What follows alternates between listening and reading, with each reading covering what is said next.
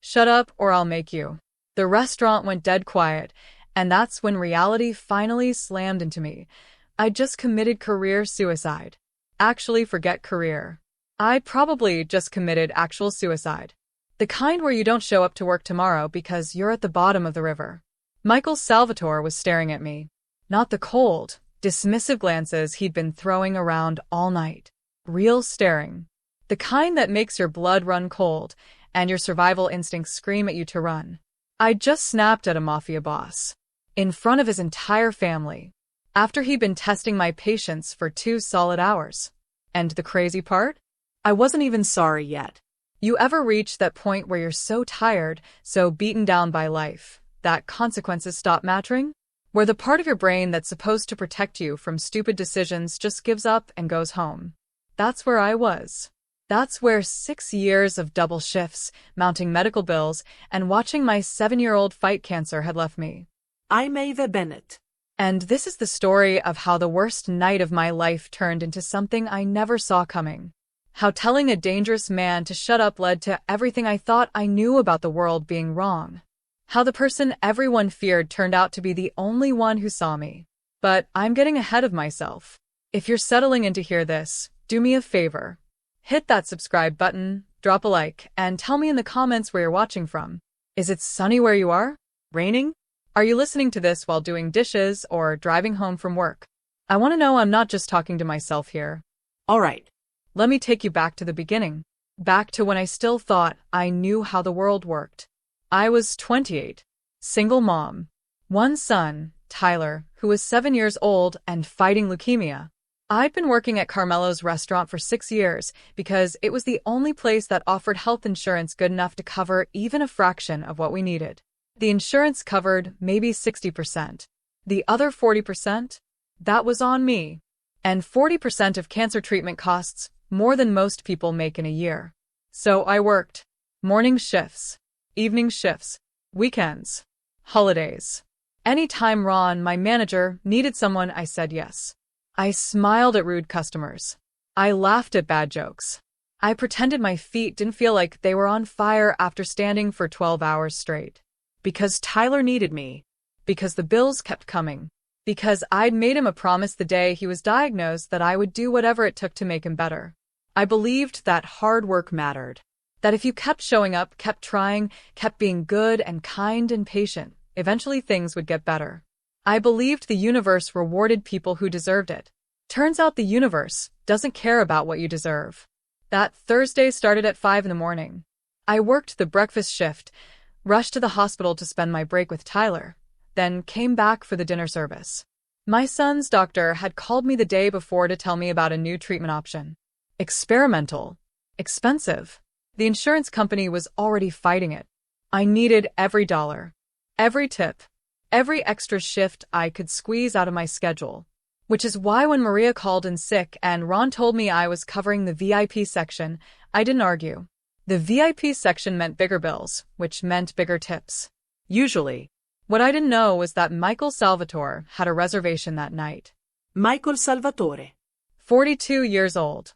Head of the Salvatore family. If you lived in this city, you knew that name. You knew what it meant. The Salvatores own legitimate businesses, sure. Restaurants, construction companies, waste management. But everyone knew there was more to it than that. People whispered about Michael Salvatore. About deals made in back rooms. About problems that disappeared. About a man who controlled half the city from behind a desk in a high-rise office. I'd seen him at Carmelo's before. Always in the private dining room. Always surrounded by people who moved like they were carrying weapons under their expensive suits. I'd never served him directly, though. That was for the senior staff, the ones who knew which fork went where and could pronounce Italian wine names without stuttering. But Maria was gone and Ron was desperate, and suddenly I was walking into that private dining room with my notepad and my customer service smile. There were 7 of them. Michael sat at the head of the table in a charcoal suit that probably cost more than 3 months of Tyler's treatment. Dark hair, gray eyes, the kind of face that would be handsome if it wasn't so cold. His brother was there. His cousin. A few other men I recognized from photos in the newspaper. "Good evening, gentlemen," I said. Can I start you with drinks? Nobody acknowledged me at first. They were in the middle of a conversation about some property deal, something about permits and construction timelines. I stood there, pen ready, waiting. Finally, Michael's brother glanced at me. Scotch. Whatever's top shelf. I wrote it down. Went around the table taking orders. Michael was still talking, still ignoring me completely, until everyone else had ordered, and it was just him left. I waited. He kept talking. I cleared my throat gently. And for you, sir? He held up one finger. Not in acknowledgement. In a wait gesture. Like I was an interruption he'd get to when he was ready. So I waited. 30 seconds. A minute. While he finished his sentence, made his point, waited for his brother to respond. Then, without looking at me, he said, "McAllen, the 25-year. Neat. No please. No thank you. Nothing." I went to get the drinks. That should have been my first warning. Not the coldness. I'd dealt with cold customers before. But there was something else in the way he dismissed me. Like I wasn't even human enough to warrant basic politeness. Like I was furniture that happened to talk. I brought the drinks back. Set them down carefully. Michael glanced at his glass, then looked up at me with those gray eyes. This is the 18. My heart sank. I'd been so careful. I'd triple-checked the bottle with Frank, the bartender. "I'm so sorry, sir. I'll get the right one immediately." "You should know the difference." "Yes, sir. I apologize." I took the glass back to the bar. Frank swore he'd given me the 25. We checked the bottle together. It was the 25. But I wasn't about to argue with Michael Salvatore, so I poured a fresh glass from the same bottle and brought it back. He didn't even taste it this time. Just waved his hand dismissively. The dinner orders were worse. 7 different meals, half of them with modifications. Michael wanted the osso buco but with the risotto from a different dish, and the vegetables prepared a specific way that wasn't on the menu. I wrote it all down, read it back to confirm, took it to the kitchen. Chef Luis looked at Michael's order and shook his head, but he made it work. He always did for the VIP tables. I brought the food out 25 minutes later. Set each plate down with the description, the way we'd been trained. Saved Michael's for last because his was the most complicated. "Your osso buco with the saffron risotto and the grilled asparagus," I said, placing it in front of him. He looked at it, then at me, then back at the plate. "This isn't what I ordered." My stomach dropped. "Sir, this is exactly what you ordered. The osso buco with the risotto from the seafood special and the vegetables modified to grilled instead of roasted." I wanted the vegetables from the lamb dish. I'd written down everything. I'd read it back. He hadn't mentioned the lamb dish. But standing there, in front of him and his entire family, with his eyes boring into me like I was stupid, I felt my certainty waver. "I apologize. Let me have the kitchen correct it. You should have gotten it right the first time." Ron had appeared from somewhere, his face pale. "Mr. Salvatore, I'm so sorry. We'll have the kitchen remake this immediately. Please, accept our deepest apologies." Michael didn't even look at Ron. He was still staring at me. "Your staff needs better training." I took the plate back to the kitchen. Luis was furious. He knew he'd made it exactly as ordered. But we remade it anyway, this time with vegetables from the lamb dish that Michael may or may not have actually requested. When I brought it back, he ate 3 bites and pushed it away. Didn't say it was wrong. Didn't say it was right. Just moved on to his conversation like I didn't exist. For the next hour, I ran back and forth. More drinks. Extra bread. Different silverware, because his fork had a spot on it. Water with ice. Water without ice. Water with lemon. Each request delivered with that same cold dismissiveness, like I was failing at the simplest tasks in the world. My feet were screaming. My back ached. And underneath it all, my phone kept buzzing in my pocket. The hospital. Tyler's nurse. I couldn't check it. Not while I was on the floor. Not while Michael Salvatore was watching my every move, waiting for me to mess up again. Then came the moment that broke me. I was refilling water glasses when Michael snapped his fingers at me. Actually snapped. Like I was a dog. "You." "I need a fresh napkin." Something in my chest went tight. but I kept my voice level. Of course, sir. Right away. I went to get a napkin. Clean, pressed, folded the way Carmelo's required. Brought it back within 30 seconds. I was setting it beside his plate when he spoke again. Faster next time. I stopped. Looked at him. Excuse me? When I ask for something, I expect it immediately. Not whenever you feel like it. The table had gone quiet. His brother was watching. His cousin had stopped mid-sentence. I'd been on my feet for 14 hours. I had $73 in my bank account until next Friday. My son was in a hospital bed 12 blocks away, and I hadn't checked my phone in 2 hours because I was too busy running back and forth for a man who treated me like garbage. And he wanted me to move faster. Sir, I said, my voice shaking slightly. I brought you the napkin in 30 seconds. Are you arguing with me? No, sir. I'm just saying that I got it as quickly as I could. His eyes narrowed. He leaned back in his chair, studying me like I was an insect that had dared to speak. When I want your opinion, I'll ask for it. Until then, do your job and do it faster. That was it. That was the moment. Something inside me just snapped. 6 years of biting my tongue. 6 years of swallowing my pride for tips and insurance. 6 years of pretending that being treated like dirt was acceptable because I needed the money. I was done. Or what? I heard myself say. The temperature in the room dropped 20 degrees. Michael slowly sat forward. What did you just say? I said, or what? What exactly are you going to do if I don't move fast enough for you? Complain to my manager? Leave a bad tip? What? His brother's mouth fell open. Someone else made a choking sound. Michael stood up. He was tall. Taller than I'd realized. And the way he looked at me made every survival instinct I had start screaming. You have no idea who you're talking to, he said quietly.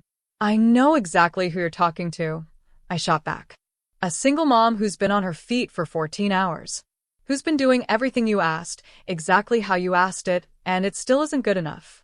Who's been running around this dining room like a servant while you snap your fingers and treat me like I'm not even human. Ava. Ron's voice from behind me, terrified. Ava, stop. But I couldn't stop. The words were pouring out now, months and years of exhaustion and fear and frustration. I have a son in the hospital, I said, my voice cracking. I work 3 shifts a day to pay for his treatment. I haven't seen him smile in 2 weeks because he's too sick from chemo. And I'm here bringing you napkins fast enough, and you want to talk to me about service? Michael's expression hadn't changed. Still cold.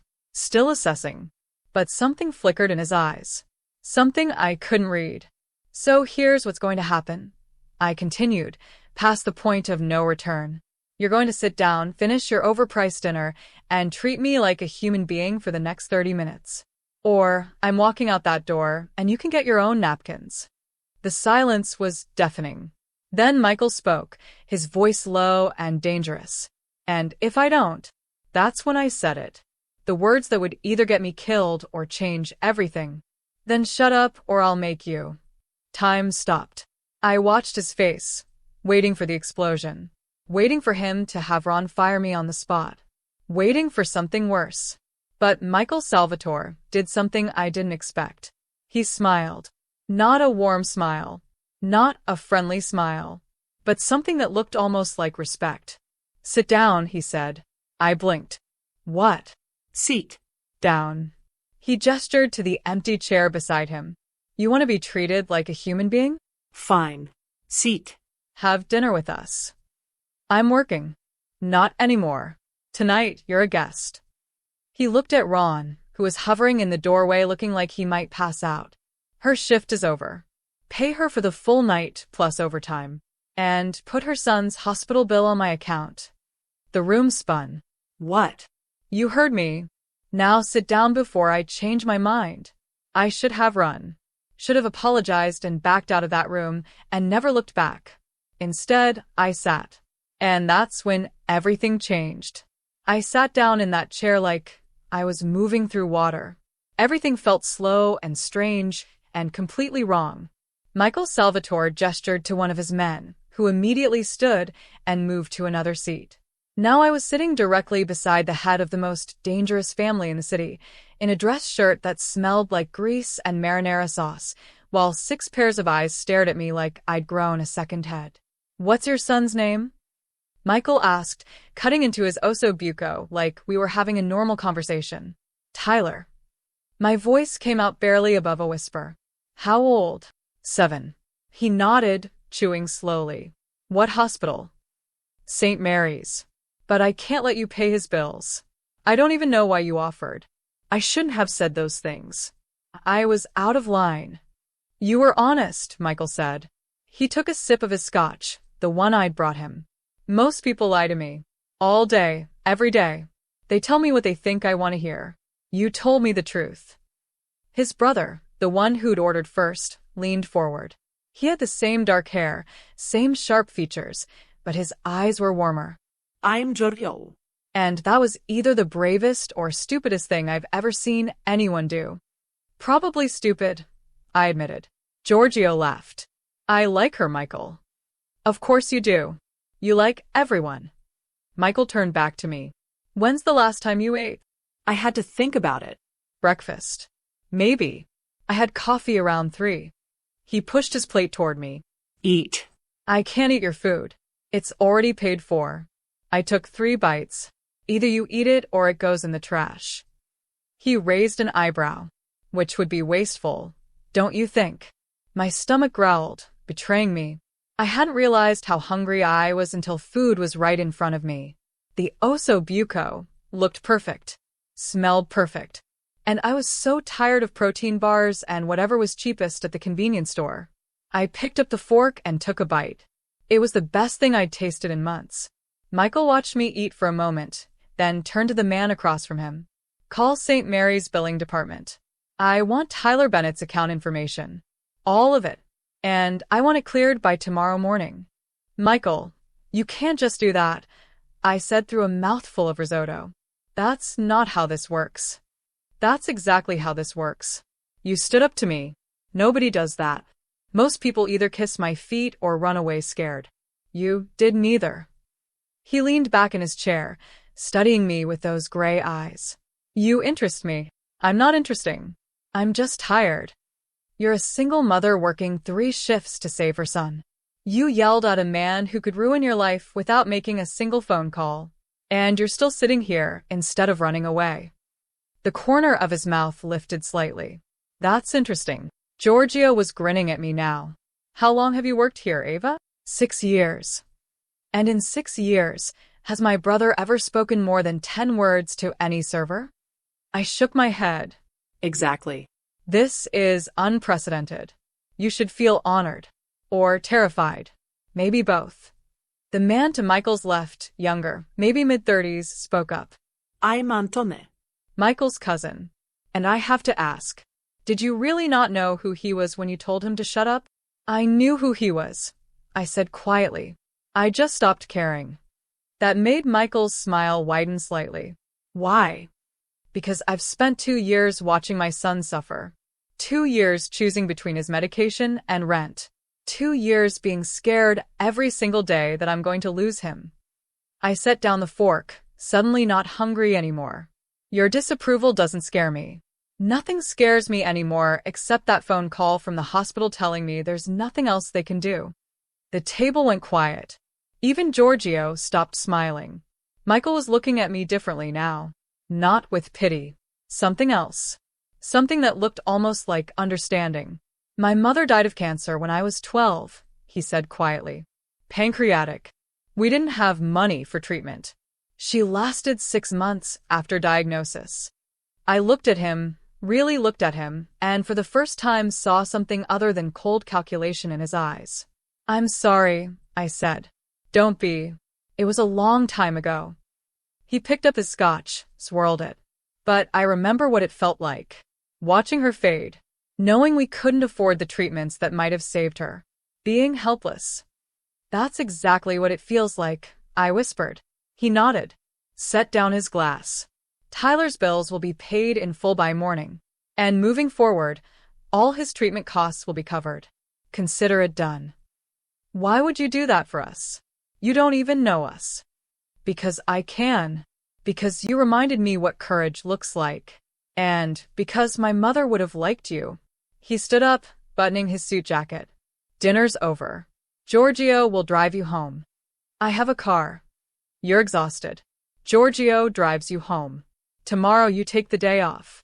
Spend it with Tyler. I'll clear it with your manager. Ron, who was still hovering by the door looking like he'd witnessed a miracle, nodded frantically. I stood up slowly, my legs shaky. Mr. Salvatore, I don't understand what just happened. Neither do I, he admitted. But I'm curious to see where it goes. Giorgio, make sure she gets home safe. And Ava?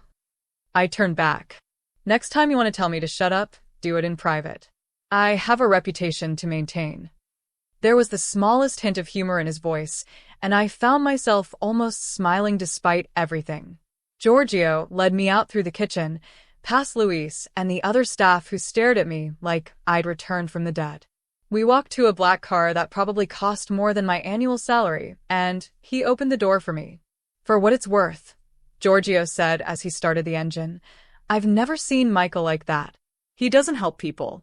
He doesn't offer anything without expecting something in return.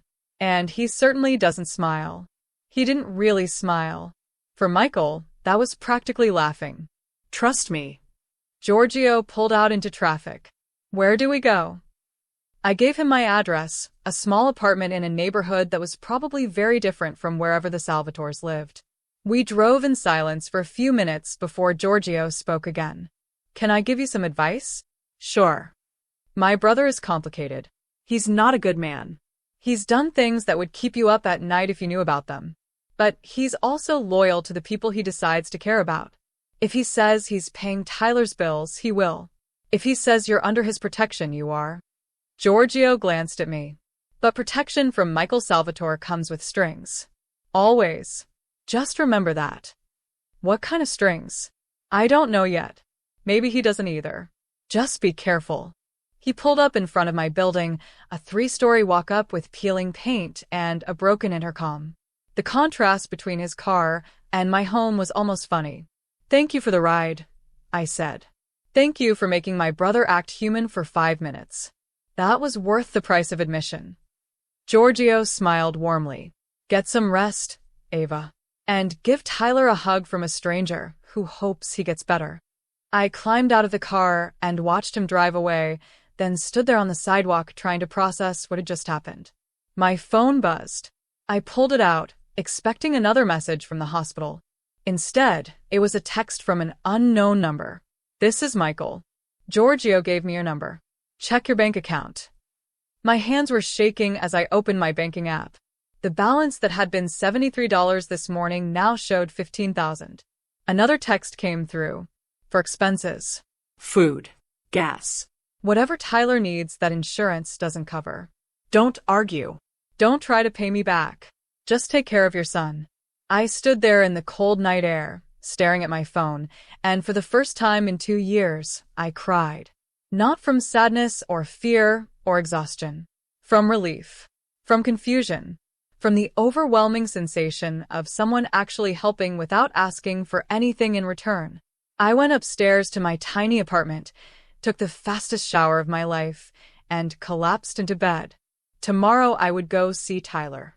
Tomorrow I would try to understand what Michael Salvatore wanted from me and why he decided to help.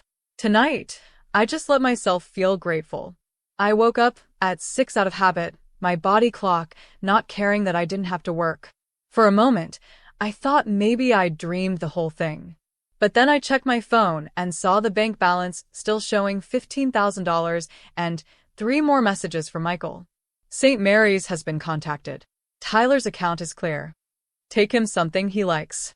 Kids need more than hospital food. Let me know how he's doing. I sat up in bed, reading those messages over and over.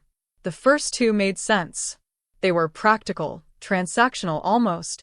But that third one, that simple request for an update, that felt personal in a way I didn't know how to process. I texted back. Thank you. I don't know what else to say. His response came immediately, like he'd been waiting. You don't have to say anything. Just go see your son. I got dressed in actual clean clothes instead of my uniform. Stopped at Tyler's favorite bakery and got him chocolate chip muffins. Drove to St. Mary's with my heart lighter than it had been in months. Tyler was awake when I walked in, playing a handheld video game that the hospital provided. He looked up and his whole face lit up. Mom. You're here early. I got the day off, I said, kissing his forehead. He felt warm but not feverish. A good sign. And I brought contraband. His eyes went wide when he saw the muffins. Is it my birthday? Nope. Just a good day. I sat down in the chair beside his bed, the one I'd spent countless nights sleeping in. How are you feeling, baby? Okay. Nurse Jessica said my counts are looking better. He took a huge bite of muffin, getting crumbs everywhere. Can we watch a movie? We can watch whatever you want. We spent the next 3 hours watching superhero movies on his tablet. Tyler fell asleep halfway through the second one, his head on my lap, chocolate on his chin.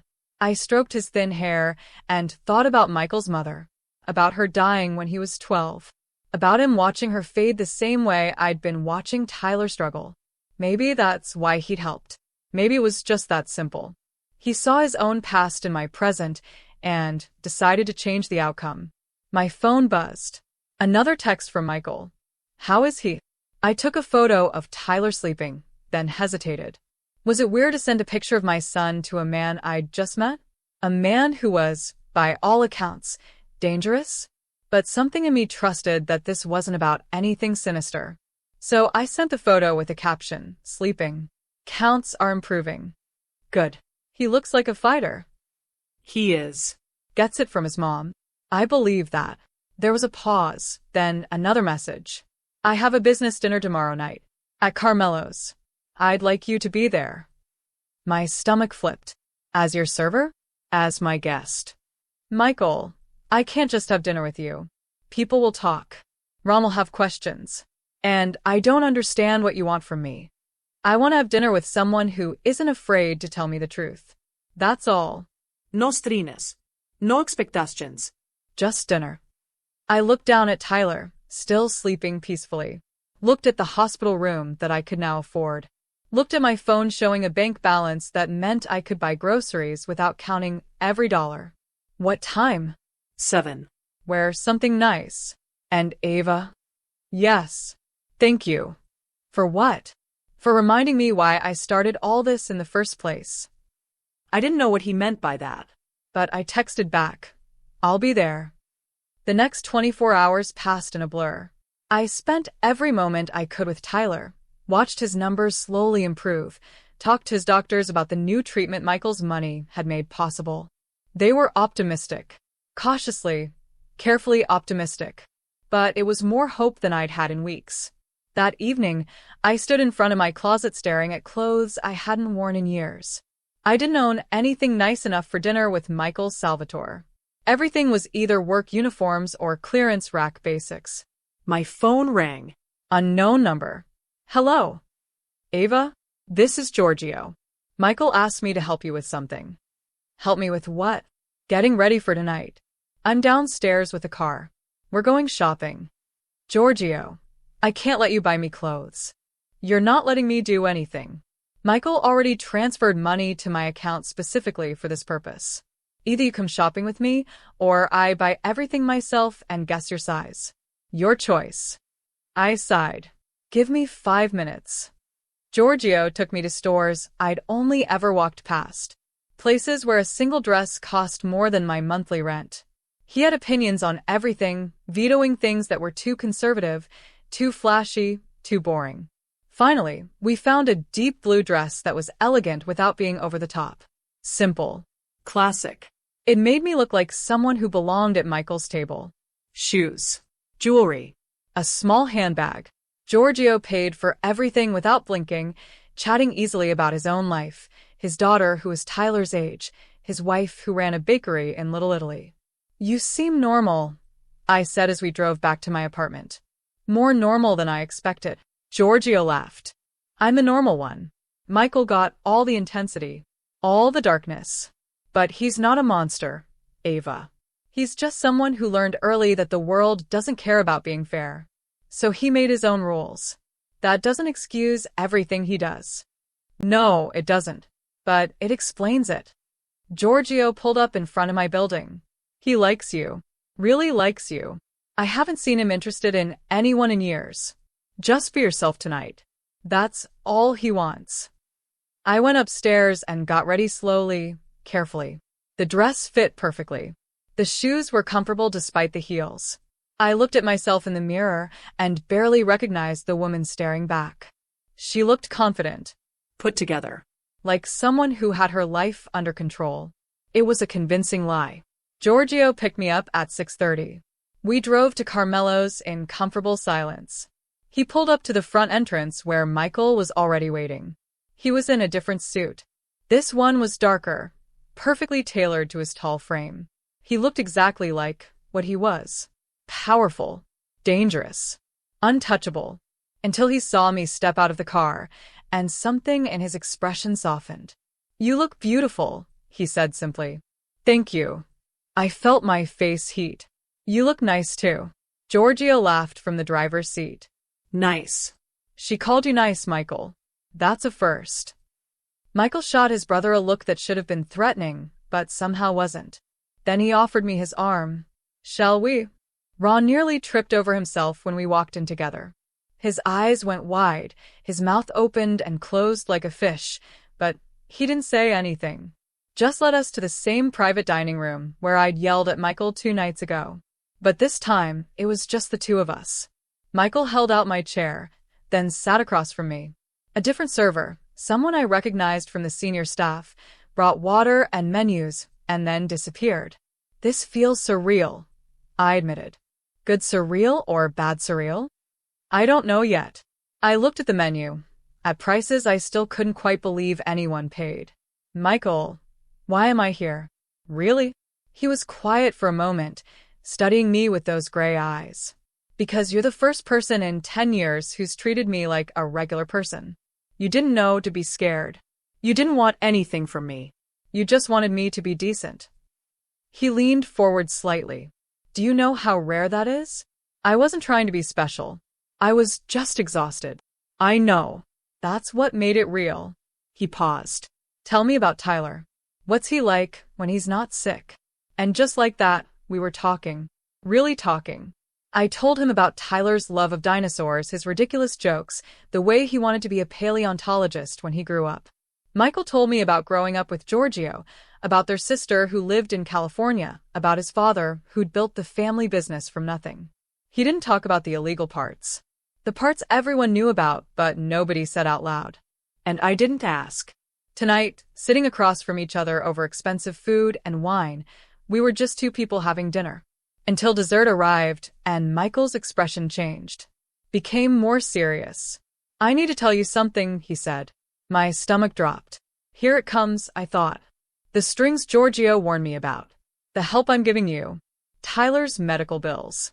The money. It's not charity. He met my eyes directly. "I want you to work for me. I already work for you. Carmelo's is your restaurant." "Not at Carmelo's. For me directly. At my office." He picked up his wine glass, but didn't drink. "I need someone I can trust. Someone who will tell me the truth instead of what I want to hear. Someone who isn't afraid of me." What would I do? Personal assistant. Manage my schedule. Handle correspondence. Be present at meetings. Filter the lies everyone tells me all day long. He set down the glass. "I'll pay you 3 times what you make at Carmelo's. Full benefits. Flexible hours so you can still see Tyler every day." It sounded too good to be true, which meant it probably was. "Michael, I don't know anything about your business." "You'll learn." "And Ava?" He reached across the table, his hand covering mine. "I'm not asking you to be involved in anything illegal. I have legitimate businesses. Real estate development. Property management. You'd be working on those, nothing else. I promise." His hand was warm, solid, and I realized with a start that I wasn't scared of him anymore. Maybe I should have been. But sitting there, seeing the earnestness in his face, all I felt was curiosity about what working for him would really mean. "Can I think about it?" Of course. Take all the time you need. He pulled his hand back, leaving mine feeling suddenly cold. But Ava? Whatever you decide, Tyler's care is covered. That doesn't change. This job offer isn't conditional on anything. I'm just asking because I think you'd be good at it. And because I'd like to see you more often. That last part was so honest, so vulnerable, that it took my breath away. Okay, I heard myself say. I'll do it. He smiled then. A real smile this time. It transformed his entire face, made him look younger, less dangerous. You will? Yes. But I have conditions. Name them. I want everything in writing. A real contract. I want to know exactly what I'm agreeing to.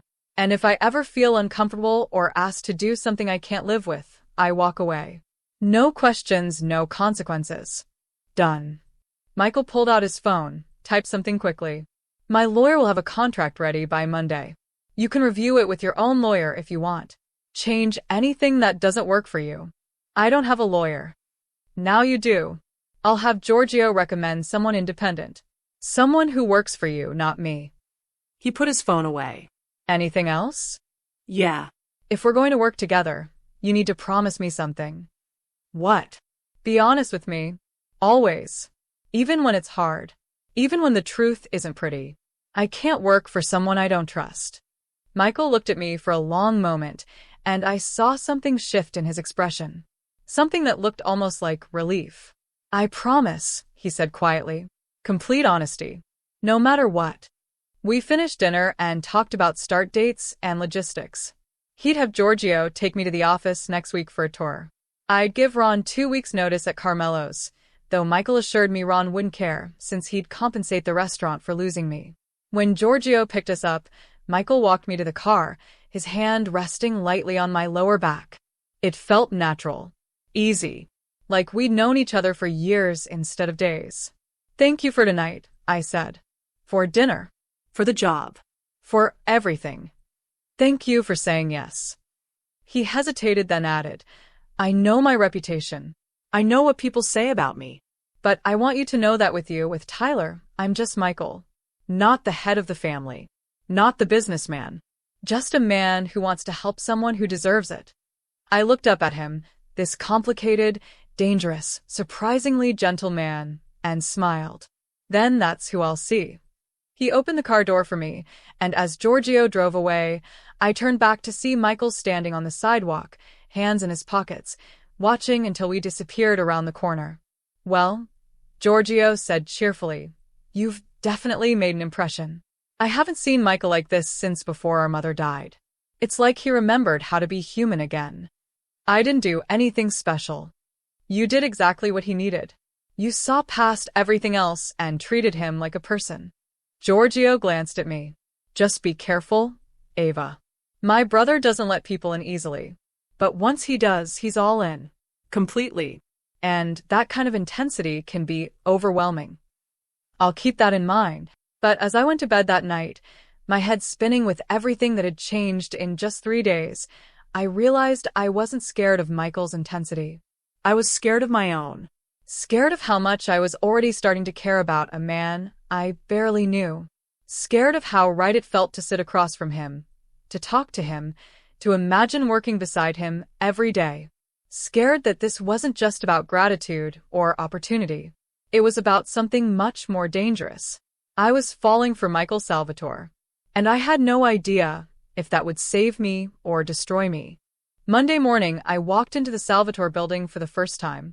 It was downtown, 40 stories of glass and steel with Michael's name carved into the granite entrance. The lobby was all marble and expensive art, the kind of place where my old sneakers would have squeaked on the polished floors. Thank God Giorgio had taken me shopping for work clothes too. The elevator ride to the 38th floor felt like it took forever. My stomach was doing flips. I'd given Ron my 2 weeks' notice on Saturday, and he'd looked relieved more than anything. Apparently Michael had already compensated him handsomely for my departure. The elevator doors opened to reveal a reception area that looked like something out of a magazine. Floor-to-ceiling windows overlooking the city. Sleek furniture. A receptionist who looked up and smiled warmly. You must be Ava. I'm Angela. Mr. Salvatore is expecting you. She stood and gestured down a hallway. I'll show you to your office. My office? Of course. Right next to his. She led me past several closed doors to a corner space that was bigger than my entire apartment. Modern desk, comfortable chair, windows with a view that made my breath catch. And through a connecting door, I could see Michael's office, even larger, where he sat at his desk talking on the phone. He looked up when Angela opened my door, said something quick into the phone, and hung up. A moment later, he was standing in the doorway between our offices. You came, he said, and there was genuine relief in his voice. I said I would. People say a lot of things. He walked in looking around my new space like he was seeing it for the first time. Is this okay? If you want different furniture or different setup, just tell Angela. She runs this floor. Michael, it's perfect. It's more than perfect. It's insane. He smiled slightly. Good insane? I'm still deciding. Angela cleared her throat politely. I'll let you two get settled. Ava, if you need anything, I'm just down the hall. And your contract is on your desk. Mr. Salvatore's lawyer and your lawyer both reviewed it over the weekend. I looked at Michael. You got me a lawyer? I promised you could have everything reviewed independently. Giorgio recommended her. She's good. Tough. She made me change 3 clauses that she said were too vague. He seemed almost proud of that fact. Read through everything. Take your time. If anything bothers you, we'll fix it. Angela left, and I sat down at my new desk, pulling the contract toward me. It was thick, probably 30 pages. Michael settled into one of the chairs across from me, waiting patiently while I read. The salary made my eyes water. The benefits were better than I'd had anywhere. Health insurance that covered everything, including experimental treatments, vacation time, sick days. A clause that specifically stated I could leave at any time for any reason related to Tyler's health with no penalty. And then there were the job duties. Managing his schedule. Handling correspondence with his legitimate business partners. Attending meetings to take notes and provide feedback. Screening calls. Nothing that sounded remotely illegal. But there was one clause near the end that made me pause. What does this mean? I asked, pointing. Employee agrees to maintain strict confidentiality regarding all business matters, personal matters, and family matters of Michael Salvatore and associates. It means you don't talk about my business to anyone outside this office. What you see, what you hear, who you meet.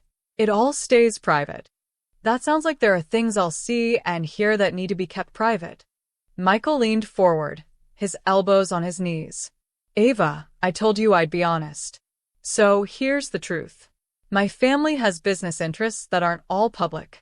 I keep those operations completely separate from my legitimate holdings. You will never be asked to be involved in anything illegal, but you will meet people who are involved. You'll hear conversations that reference things you won't want to know about. That clause protects you as much as it protects me. Protects me how? Because if anyone ever asks what you know, you can honestly say you know nothing. You're just my assistant. You manage my calendar and my correspondence for my real estate company. That's all. He met my eyes steadily. I'm not asking you to lie for me, Ava. I'm asking you to not volunteer information about my personal life. Can you do that? I thought about Tyler, about the medical bills that were now paid, about the treatment he was getting that was actually working, about the apartment I could now afford to heat properly, and the groceries I didn't have to ration anymore. Yes, I said. I can do that. Then sign it. And welcome to the team. I signed. And just like that, my life changed again. The first week was overwhelming. Angela taught me Michael's systems, his preferences, the way he liked things organized. He had meetings constantly, back to back, sometimes 3 or 4 a day. Real estate developers, city council members, property managers, contractors. All legitimate business, as far as I could tell. But then there were the other meetings. The ones that happened in the evening, after Angela went home. The ones where men in expensive suits came through a private elevator that didn't stop at any other floors. Michael always closed the door for those, and I learned quickly not to ask questions. Giorgio visited often, usually bringing coffee and gossip about family drama that made me laugh. Anthony stopped by occasionally, always polite, but watching me like he wasn't quite sure what to make of my presence. And then there was Michael's sister, Sophia, who flew in from California that Friday. She burst into the office like a hurricane, all energy and big smiles, and immediately pulled me into a hug. "You're Ava. Giorgio told me all about you. The woman who told Michael to shut up and lived to tell the tale." She held me at arm's length, studying me with dark eyes that were warmer than Michael's, but just as intelligent. "I like you already." "Sophia, you're suffocating her," Michael said from his office doorway, but he was smiling. "Good. She needs to know what she's getting into with this family." Sophia linked her arm through mine. "We're going to lunch. Just us girls. I need to hear everything." Michael looked at me. "You don't have to go if you don't want to." "Are you kidding? I want to hear embarrassing stories about you as a kid," I said. Sophia laughed. "Oh, I have so many. Come on." We went to a small Italian place in Little Italy, the kind with checkered tablecloths and old family photos on the walls. Sophia ordered for both of us in rapid Italian, then turned to me with her full attention. "So, "You and my brother." "I work for your brother." please." "I've known Michael for 42 years. He doesn't smile. He doesn't take personal interest in employees. And he definitely doesn't pay off someone's medical bills out of the goodness of his heart." She leaned forward conspiratorially. "He likes you. Really likes you. We're just friends. He's helping me because of Tyler. He's helping you because you're the first woman who's seen past the reputation to the person underneath. The first one who hasn't wanted something from him besides basic human decency." Sophia's expression softened. "Our mother's death broke something in Michael. He was 12 years old, and he watched her die because we couldn't afford treatment.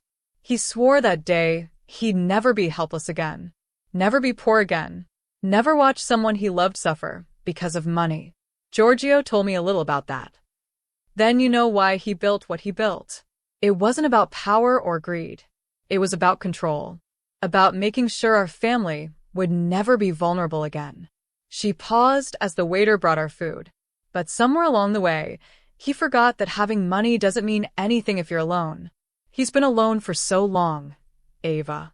And then you walked into his life and reminded him what it feels like to connect with someone real." "I don't know if I'm ready for this," I admitted. "For him. He's intense and complicated, and his life is dangerous." "Of course you're not ready. Nobody's ever ready for Michael. But that doesn't mean it's not worth it." Sophia reached across the table and squeezed my hand. "Just don't run away, because you're scared. He's been through enough people leaving." We finished lunch, and Sophia made me promise to bring Tyler to meet her before she flew back to California. When she dropped me back at the office, Michael was standing by the windows in my office, looking out at the city. "How was lunch?" he asked without turning around. "Enlightening. Your sister is something else." That's one way to put it. He turned to face me, and there was something vulnerable in his expression. "What did she tell you?" "That you're not as scary as you pretend to be." "I'm exactly as scary as I need to be. Except apparently with you." I walked over to stand beside him at the window. "Why me, Michael? Really? There are thousands of people in this city. Thousands of single mothers struggling to pay bills. Why did you decide to help me?"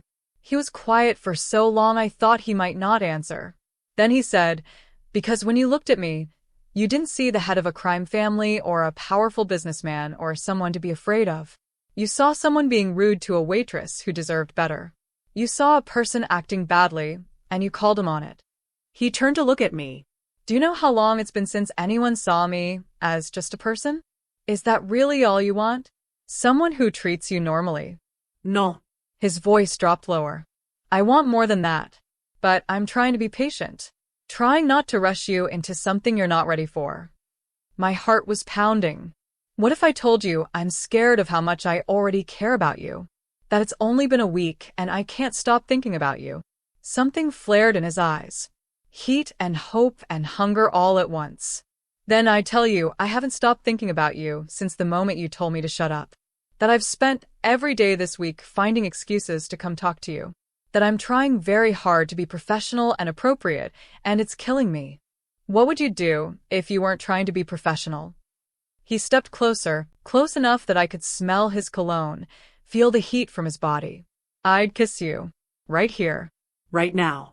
And I wouldn't stop until you understood exactly how much I want this. Want you. Then stop trying to be professional. For one heartbeat, he hesitated. Then his hand came up to cup my face, his thumb brushing across my cheek, and he kissed me. It wasn't gentle. It wasn't careful. It was weeks of tension and attraction, and denied one all crashing together at once. His other hand slid into my hair, tilting my head back as he deepened the kiss, and I grabbed onto his suit jacket just to stay upright. When we finally broke apart, both breathing hard, he rested his forehead against mine. This complicates things, he said. Everything about you complicates things. Is that a problem? I don't know yet. I pulled back slightly to look at him. But I want to find out. He smiled, really smiled, and it transformed his whole face. Good. Because I have a proposition for you. Another one? This weekend. Let me take you and Tyler somewhere. Just the three of us. No business, no interruptions. I want to spend time with both of you. Get to know your son. Show you that I can be part of your life, not just someone who helps from a distance. The fact that he wanted to include Tyler, that he understood my son was part of any equation involving me, made my chest tight with emotion. Where would we go? My family has a house upstate. On a lake. It's quiet. Private. Tyler could swim, if he's feeling up to it. We could just relax. He's never been to a lake house. Then it's time he experiences one. Michael's hand was still in my hair, playing with the ends absently. Say yes, Ava. Yes.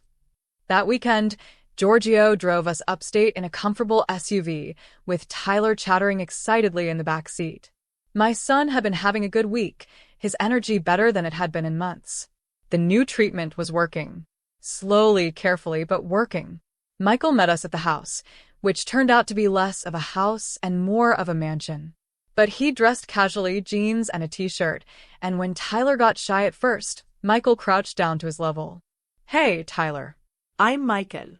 Your mom works with me. I heard you like dinosaurs. Tyler nodded, gripping my hand tightly. Me too. I have a whole collection of dinosaur books inside. Want to see? That broke through Tyler's shyness. Within an hour, they were sitting on the floor of the living room, books spread out around them, arguing about whether a velociraptor could take down a T-Rex. I stood in the doorway watching them, my throat tight with emotion. Tyler was laughing, really laughing, and Michael was so gentle with him, so patient, listening to my 7-year-old's rambling explanations like they were the most important things in the world. Giorgio appeared beside me, handing me a glass of wine. He's good with kids. Surprising, right?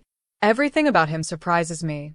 That's because you're seeing the real Michael, the one he hides from everyone else. Giorgio clinked his glass against mine. He's going to fall in love with you, you know, if he hasn't already. And when Michael loves someone, it's absolute. Complete. There's no halfway with him. That terrifies me. It should. But it should also make you feel like the luckiest woman alive. Because that kind of devotion is rare. We spent the weekend in a bubble of normalcy. Tyler swam in the lake with Michael teaching him different strokes. We had cookouts and watched movies and played board games. Michael was careful with Tyler, aware of his limitations but not treating him like he was fragile. Just like a normal kid who happened to get tired more easily. On Sunday night, after Tyler fell asleep in one of the guest rooms, Michael and I sat on the deck overlooking the lake. The stars were incredible, far from the city lights, scattered across the sky like diamonds. Thank you for this weekend, I said quietly. Tyler hasn't been this happy in months. Neither have I. Michael reached over and took my hand, lacing our fingers together. Ava, I need to tell you something. The seriousness in his tone made me tense. Okay. I'm falling for you. Hard and fast and completely. And I know it soon. I know you're still figuring out what this is between us. But I need you to know that this isn't casual for me. You're not casual for me. He turned to look at me, his gray eyes intense even in the darkness. I want all of it. You, Tyler, a future. I want to be there for his treatments, his victories, his hard days. I want to take you both on vacations and celebrate his birthdays and be someone he can count on. I want to be someone you can count on. Tears were streaming down my face before I could stop them. Michael, I don't know how to do this. How to trust this. My whole life I've been alone, fighting for everything, never able to rely on anyone. And now you're offering me everything I've ever wanted, and I'm terrified it's too good to be true. It's real, Ava. I'm real. This is real. He pulled me closer, his arm around my shoulders. I know my reputation. I know what I am, what I've done. But with you and Tyler, I want to be better. I want to be the man you see when you look at me. The one who isn't defined by his worst choices. I do see that man. That's what scares me. Because if I let myself believe in this, if I let Tyler believe in this, and it falls apart. I couldn't finish the sentence. It won't fall apart. I won't let it. His voice was fierce, determined. I've built an empire, Ava. I've survived things that would have destroyed most people. And I'm telling you right now, keeping you and Tyler safe and happy is the most important thing I'll ever do. I turned in his arms and kissed him, pouring everything I couldn't say into that kiss. Fear and hope and desperate want all tangled together. When we broke apart, he was smiling. Is that a yes? It's a maybe. Let's see where this goes, and please don't break my heart. I'll take it. He kissed my forehead gently. And Ava? I promise you, I will spend every day proving that this is worth the risk. We drove back to the city Monday morning with Tyler still chattering about dinosaurs and swimming, and when we could go back to the lake house. Michael followed in his own car, and when we got to my apartment building, he helped carry Tyler upstairs. My son was exhausted from the weekend, falling asleep almost immediately after changing into his pajamas.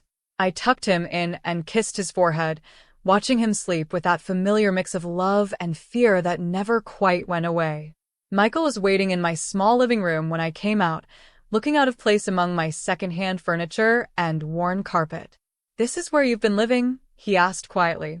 "It's what I could afford." He turned to look at me, and there was something almost angry in his expression. Not at me. At the situation. "You've been working yourself to death, living in a place barely big enough for you and Tyler, struggling with every bill, while I've had more money than I could ever spend sitting in accounts doing nothing." Michael, you didn't know me before. You can't feel guilty about that. I can feel guilty about every person like you who fell through the cracks while people like me got richer. He ran his hand through his hair, frustrated. My father always said the point of having power was to protect the people who couldn't protect themselves. Somewhere along the way, I forgot that. So, remember it now. You're helping Tyler. You're helping me. That matters. He crossed the room and pulled me into his arms, holding me so tightly I could barely breathe. "Move in with me," he said against my hair. I pulled back to look at him. "What?" "Not permanently. Not yet. But I have a penthouse that's sitting empty most of the time. 6 bedrooms, huge kitchen, a view Tyler would love. He'd have his own space. You'd be closer to the hospital and the office. And I get to see you both every day." Michael, that's too much too fast. Is it? Or is it practical? Think about it, Ava. No more commute eating up your time with Tyler. No more worrying about this building's heat working in winter. No more struggling. He cupped my face in his hands. "Let me take care of you. Both of you. The way I should have been taking care of people all along."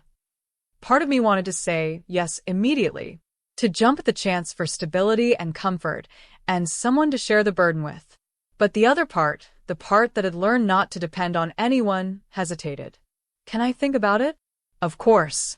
Take all the time you need." He kissed me softly. "But Ava, while you're thinking, remember that this isn't charity. This is me being selfish. Because I want you close. I want to wake up knowing you're safe and Tyler's happy. I want to be part of your daily life, not just the good moments." After he left, I sat in my small living room and thought about everything that had changed in 2 weeks. From struggling waitress to executive assistant.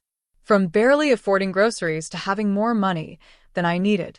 From completely alone to having Michael Salvatore offering me his home, his protection, his heart. It should have felt wrong. Too fast, too much, too complicated. Instead, it felt like finally, after years of fighting alone, I could breathe. I texted him at midnight. Ask me again tomorrow. His response came immediately. I'll ask you every day until you say yes. And I fell asleep smiling, believing for the first time that maybe, just maybe, this impossible thing could work. I had no idea that tomorrow everything would shatter.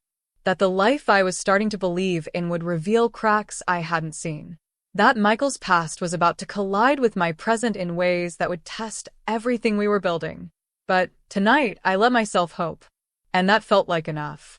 The next morning started like any other Tuesday. I dropped Tyler at the hospital for his treatment, kissed his forehead, promised I'd be back during lunch, and headed to the office. Michael was already there when I arrived, on the phone, pacing by his windows. He looked up when I walked in, his expression tight with stress. He held up one finger, the universal sign for "give me a minute," and I went to my own office to start sorting through his schedule. Except his schedule was chaos.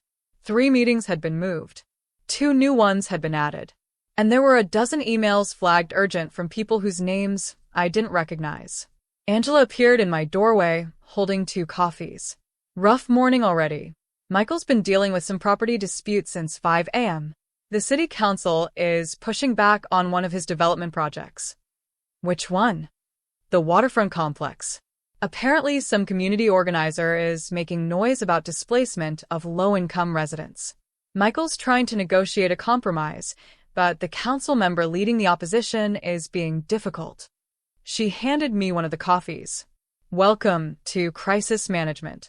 I spent the next hour rescheduling meetings and fielding calls while Michael stayed locked in his office.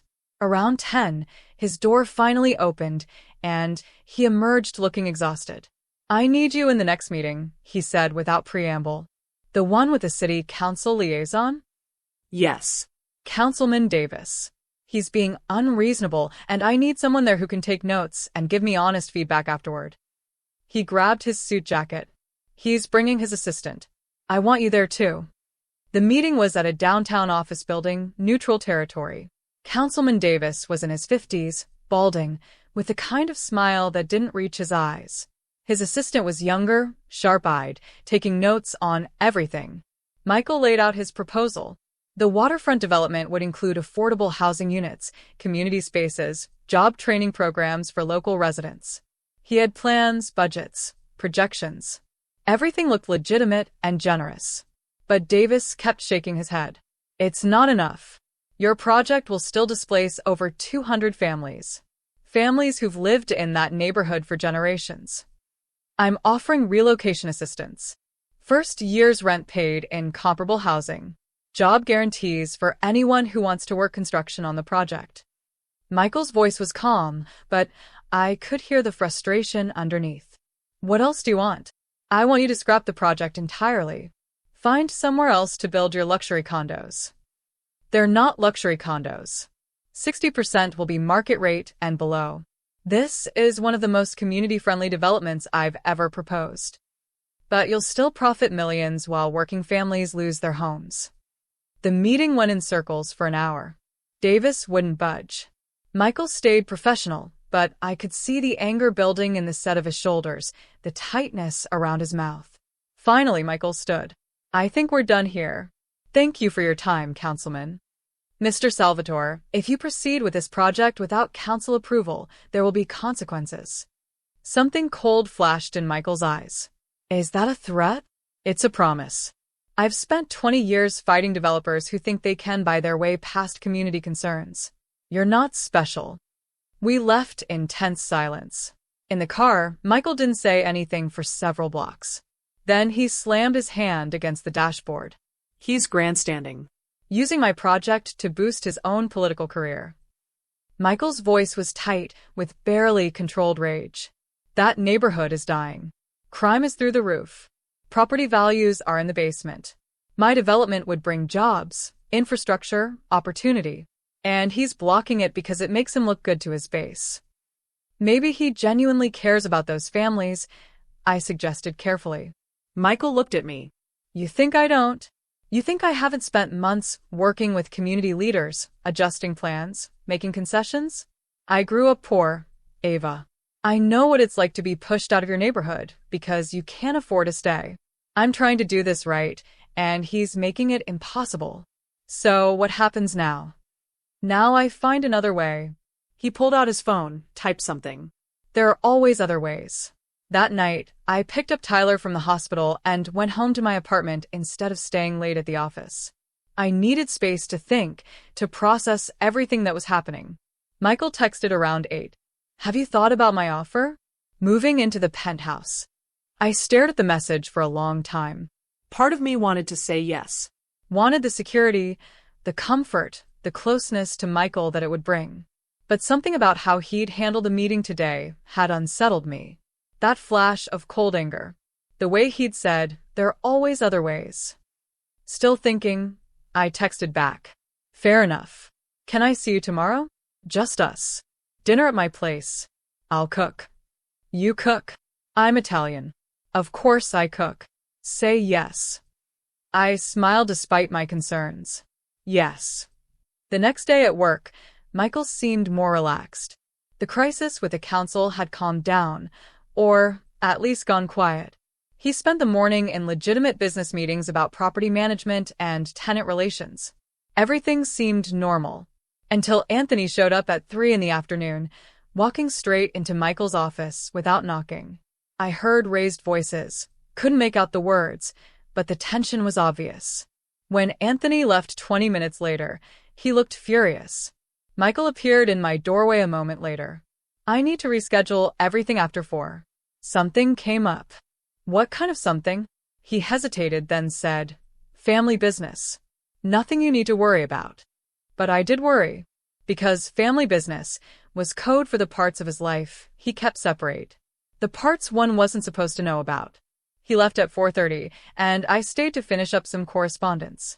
Around 6, my phone rang. Unknown number. Hello. Is this Ava Bennett? A woman's voice, professional. Yes. Who's this? My name is Detective Sarah Mitchell. I'm with the Organized Crime Unit. I was hoping we could talk about your employer, Michael Salvatore. My blood went cold. I don't have anything to say to you. Ms. Bennett, we know you're new to his organization. We know you're just his assistant. We also know you have a son with serious medical issues, and Mr. Salvatore has been helping with expenses. Her voice softened slightly. We're not trying to get you in trouble, but we believe Mr. Salvatore is involved in activities that could put you and your son at risk. I'd like to meet with you. Just to talk. Off the record. I need to go. Ms. Bennett, please. We can protect you if things go wrong, but only if you cooperate with us. Think about your son.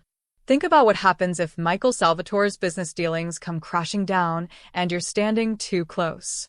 I hung up and immediately called Michael. It went to voicemail. I tried Giorgio. Same thing. My hands were shaking as I gathered my things and headed to the elevator. In the parking garage, a man I didn't recognize was leaning against my car. Well-dressed, mid-40s, with the kind of predatory smile that made my skin crawl. Ava Bennett, he said. Who are you? A friend. Someone who wants to give you some advice. He pushed off my car, moving closer. Michael Salvatore is using you. Whatever he's told you, whatever promises he's made, it's all part of his pattern. He finds vulnerable women, helps them out, gets them dependent on him. And then when he needs something, when the law comes knocking, he has built-in alibis. Built-in protection. You're lying. Am I? How well do you really know him? 2 weeks ago you were serving him coffee. Now you're living off his money, working in his office, letting him get close to your son. Don't you think that's moving a little fast? Don't you wonder why? Get away from my car. I'm just trying to help you. Before you get in too deep. Before your son gets caught in the crossfire of whatever Michael's involved in. He handed me a business card. When you're ready to hear the truth, call me. I can show you exactly who Michael Salvatore really is. He walked away before I could respond. I looked at the card. David Russell, investigativo e jornaliste. I drove home in a daze, my mind racing. Was Michael using me? Had this all been some elaborate setup? But that didn't make sense. He'd helped Tyler before I agreed to work for him. Before anything romantic started between us. He'd been nothing but honest with me about keeping his legitimate business separate from his other activities. But what if the journalist was right? What if I was being manipulated and I was too desperate, too grateful, too stupidly attracted to Michael to see it? Tyler was spending the night at the hospital for observation after his treatment, which meant I was alone in my apartment with my thoughts spiraling. I couldn't call Michael. Couldn't talk to Giorgio.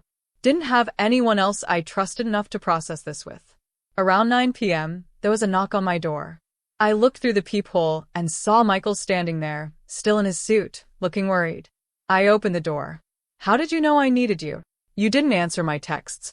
You always answer my texts. He stepped inside, taking in my face. What happened? I told him everything.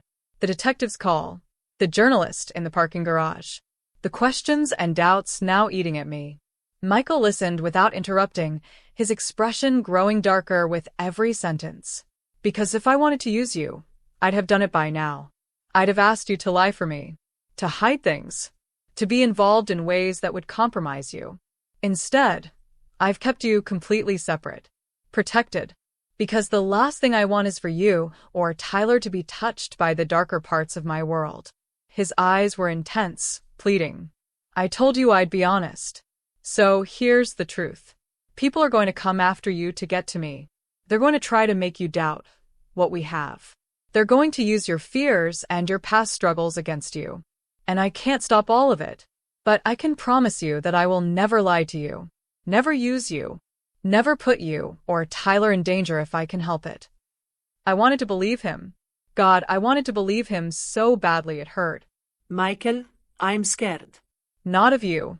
Of this. Of what it means to be part of your life. I know. And I'm not going to tell you you're wrong to be scared. This is scary. My life is complicated and dangerous and messy. But what we have, what we're building, that's real. That's worth fighting for. He pulled me close, his arms wrapping around me. Stay with me. Trust me. Let me prove to you every single day that this is real. I buried my face in his chest, breathing in his cologne, feeling his heartbeat steady under my cheek. I want to. I'm trying to. That's all I'm asking. Just keep trying. Keep giving us a chance. We stood like that for a long time, holding each other in my small apartment while the world outside tried to tear us apart. Finally, Michael pulled back. Pack a bag, he said. What? Pack a bag. You and Tyler. You're moving into the penthouse tonight. Michael, I said I needed time to think about that. I know. But someone just threatened you in a parking garage. Someone's calling you pretending to be law enforcement. You're not safe here anymore. His voice was firm, no room for argument. I'm not asking you to make this permanent. I'm not asking you to commit to anything you're not ready for. But tonight, right now, you need to be somewhere secure. Somewhere I can keep you safe. And that's my home. He was right. I knew he was right. Staying here alone vulnerable was stupid. But moving into Michael's penthouse felt like crossing a line I couldn't uncross. What about Tyler? I'll have Giorgio pick him up from the hospital tomorrow and bring him straight to the penthouse. He'll love it. I promise. Michael cupped my face in his hands. Ava, please. Let me protect you. That's all this is. Protection. Everything else we can figure out later. I nodded slowly. Okay. But just temporarily. Until this blows over. Just temporarily, he agreed, though something in his eyes told me he didn't believe it would be temporary any more than I did. I packed quickly, throwing clothes and toiletries into a duffel bag. Michael carried it down to his car, checking the parking garage carefully before letting me leave my apartment. The drive to his penthouse was quiet, both of us lost in our own thoughts. His building was in the most expensive part of downtown, all glass and modern architecture. The elevator required a key card just to access the top floor. When the doors opened directly into his penthouse, I stopped and stared. It was beautiful. Floor-to-ceiling windows with views of the entire city. Modern furniture that somehow still felt warm and comfortable. Art on the walls that was probably worth more than my car. A kitchen that looked like something from a magazine. And space. So much space. The master bedroom is through there, Michael said, pointing. But there are 5 other bedrooms. Pick whichever one you want. Tyler's room is the one at the end of the hall. Giorgio helped me set it up yesterday. Just in case. You set up a room for Tyler? Yesterday. I was hoping you'd say yes to moving in. I wanted to be prepared. He set my bag down. There's food in the kitchen. The security code for the elevator is on the counter. My room is the master if you need anything. And Ava? Yeah, you're safe here. I promise you that. Whatever happens, whatever comes next, you're safe. I wanted to believe him. But as I looked around his beautiful penthouse, at this life he was offering me, all I could think about was that detective's voice on the phone. That journalist's warnings. The way Michael had said, there are always other ways, when talking about the councilman. I was falling in love with a man whose life was built on secrets. And I had no idea if that love would save me or destroy me. But tonight, standing in his penthouse with the city lights spread out below us, I chose to believe. Chose to trust. Chose to hope that maybe, just maybe, this impossible thing could work. Even as the walls started closing in around us. Even as enemies I didn't know about circled closer. Even as the perfect life Michael was building for us began to show its cracks. I chose to stay. And that choice would change everything. I woke up in Michael's penthouse to sunlight streaming through massive windows and the smell of coffee. For a moment, I forgot where I was.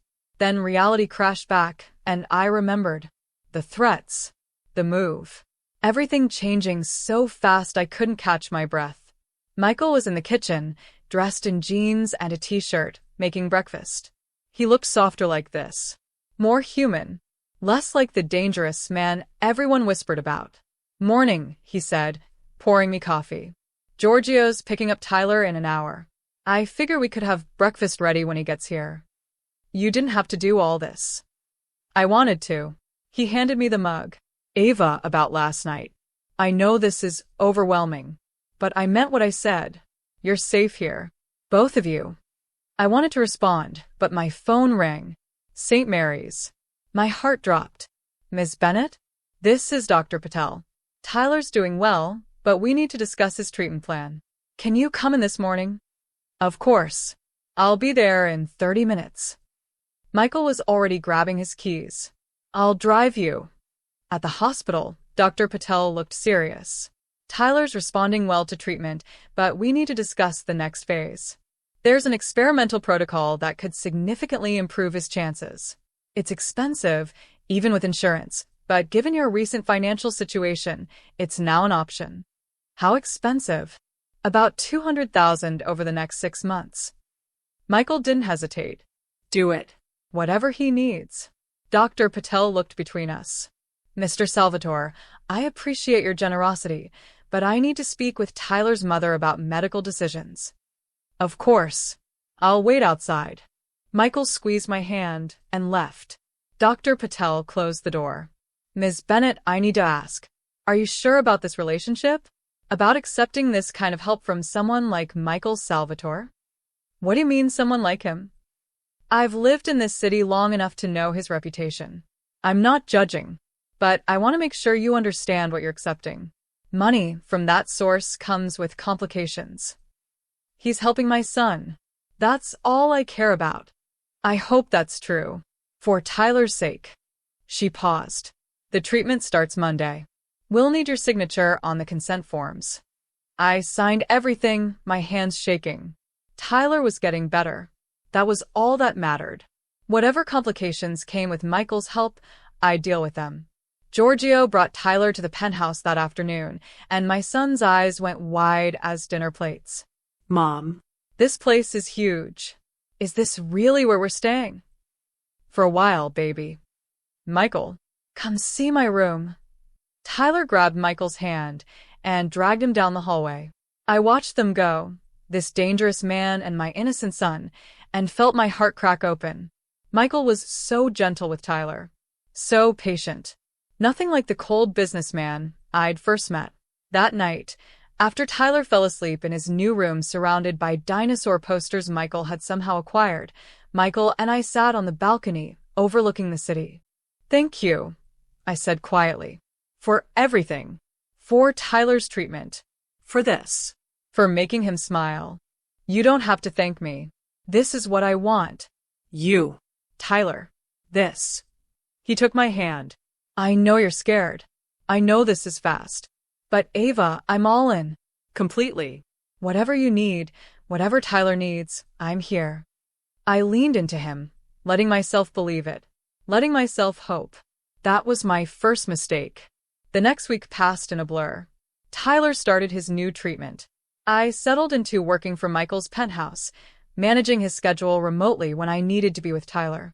Michael was attentive, caring, present in ways I'd never experienced before. But there were moments. Small things that didn't quite add up. Conversations that stopped when I entered the room. Phone calls Michael took in private. Giorgio visiting late at night with expressions I couldn't read. Anthony showing up looking angry, and leaving looking worried.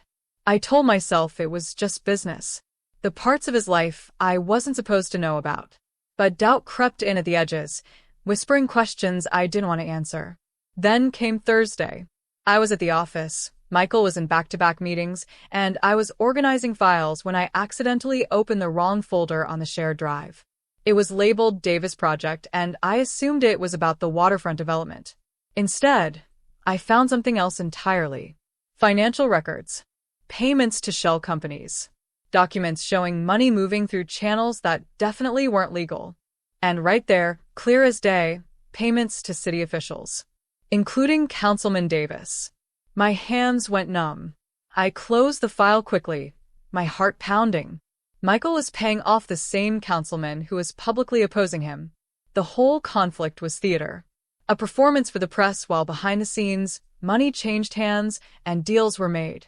I sat there staring at my computer screen, feeling the world tilt sideways. Everything Michael had told me about trying to do the development right, about fighting for the community, about Davis grandstanding. It was all lies. Or, at least, not the whole truth. The door opened and Michael walked in, smiling.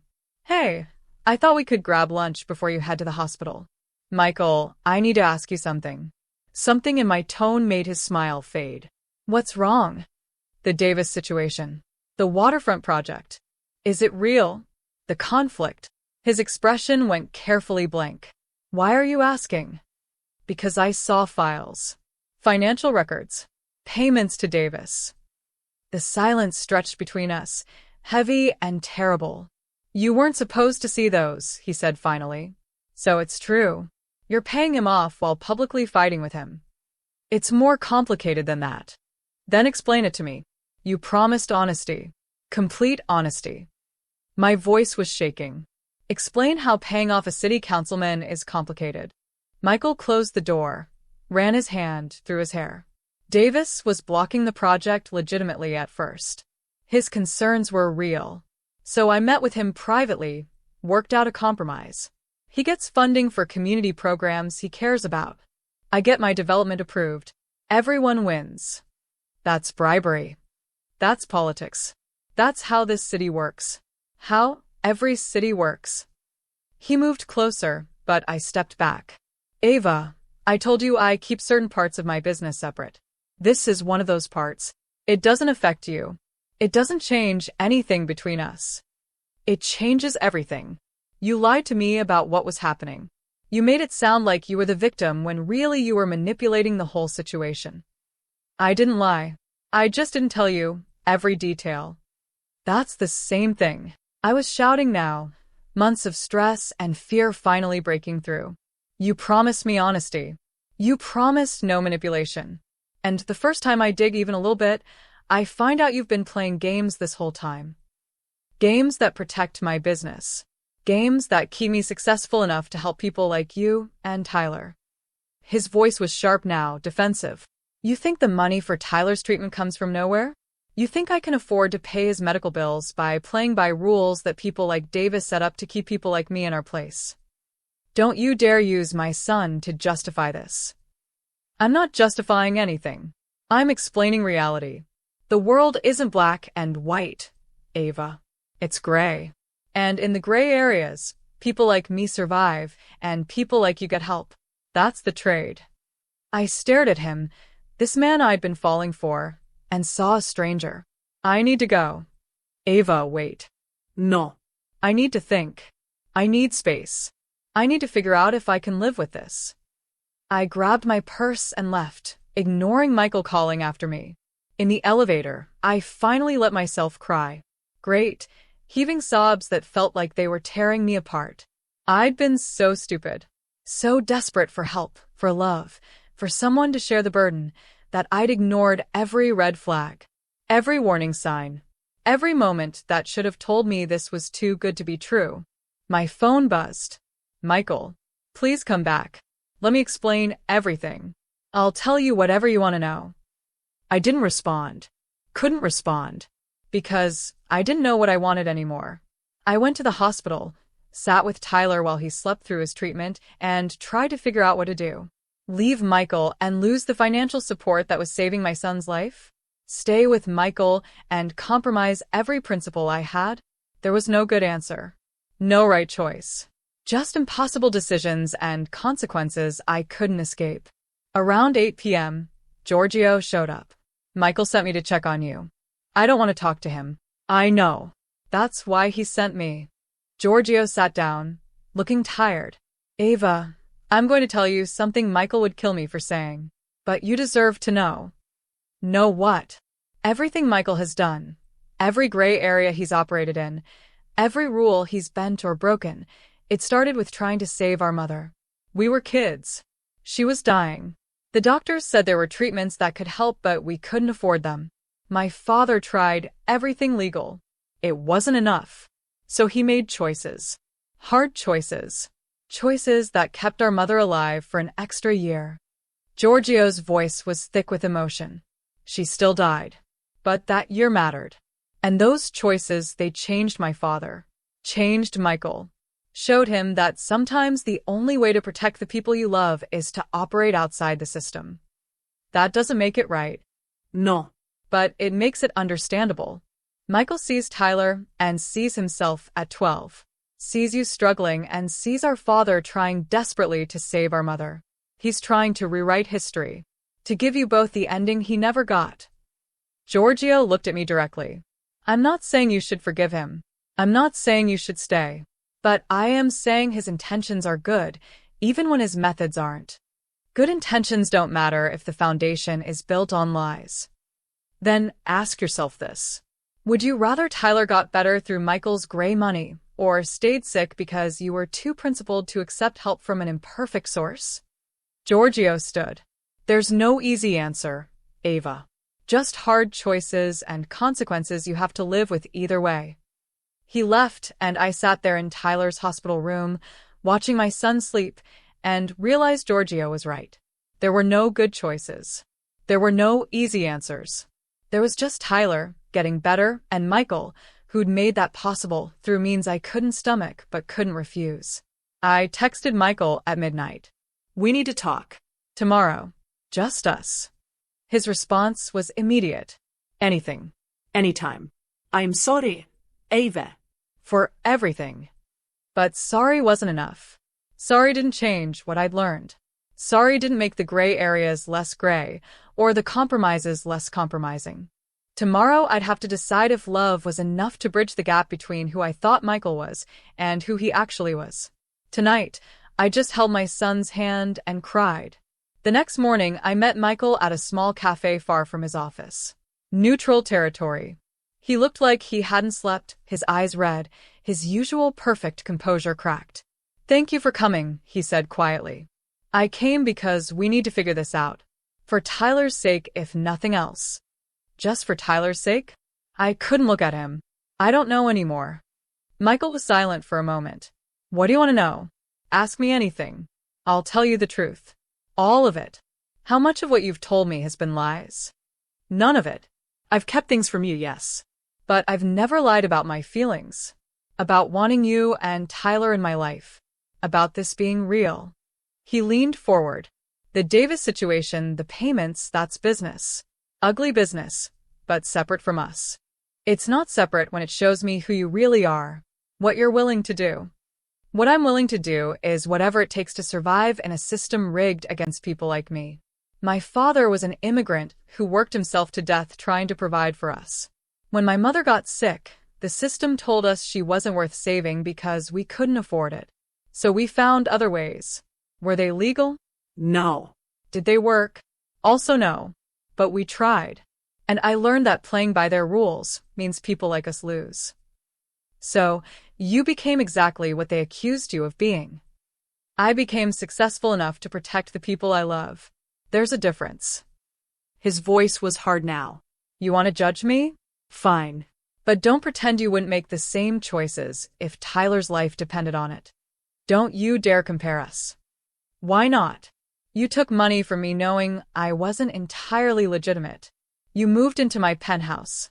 You let me pay Tyler's medical bills. You made your own great choices, Ava. You just don't want to admit it. His words hit like a physical blow because they were true. I had made compromises. Had accepted help I knew came from questionable sources. Had chosen Tyler's well-being over my principles. You're right, I said quietly. I did make compromises. And I hate myself for it. But at least I didn't lie about who I was. I never lied about who I was. I just didn't give you a detailed breakdown of every business transaction. Michael's expression softened. Ava, I'm not a good man. I've never claimed to be. But I'm good to you. Good to Tyler. And in this world, sometimes that has to be enough. What if it's not enough? What if I can't live with knowing where the money comes from? Then what?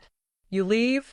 Take Tyler back to that tiny apartment, back to struggling with bills, back to working 3 jobs while he gets sicker?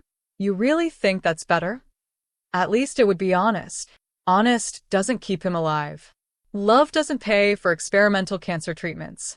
Your principles won't mean much if he doesn't make it. Michael's voice cracked. I'm sorry. That was cruel, but it's true and you know it.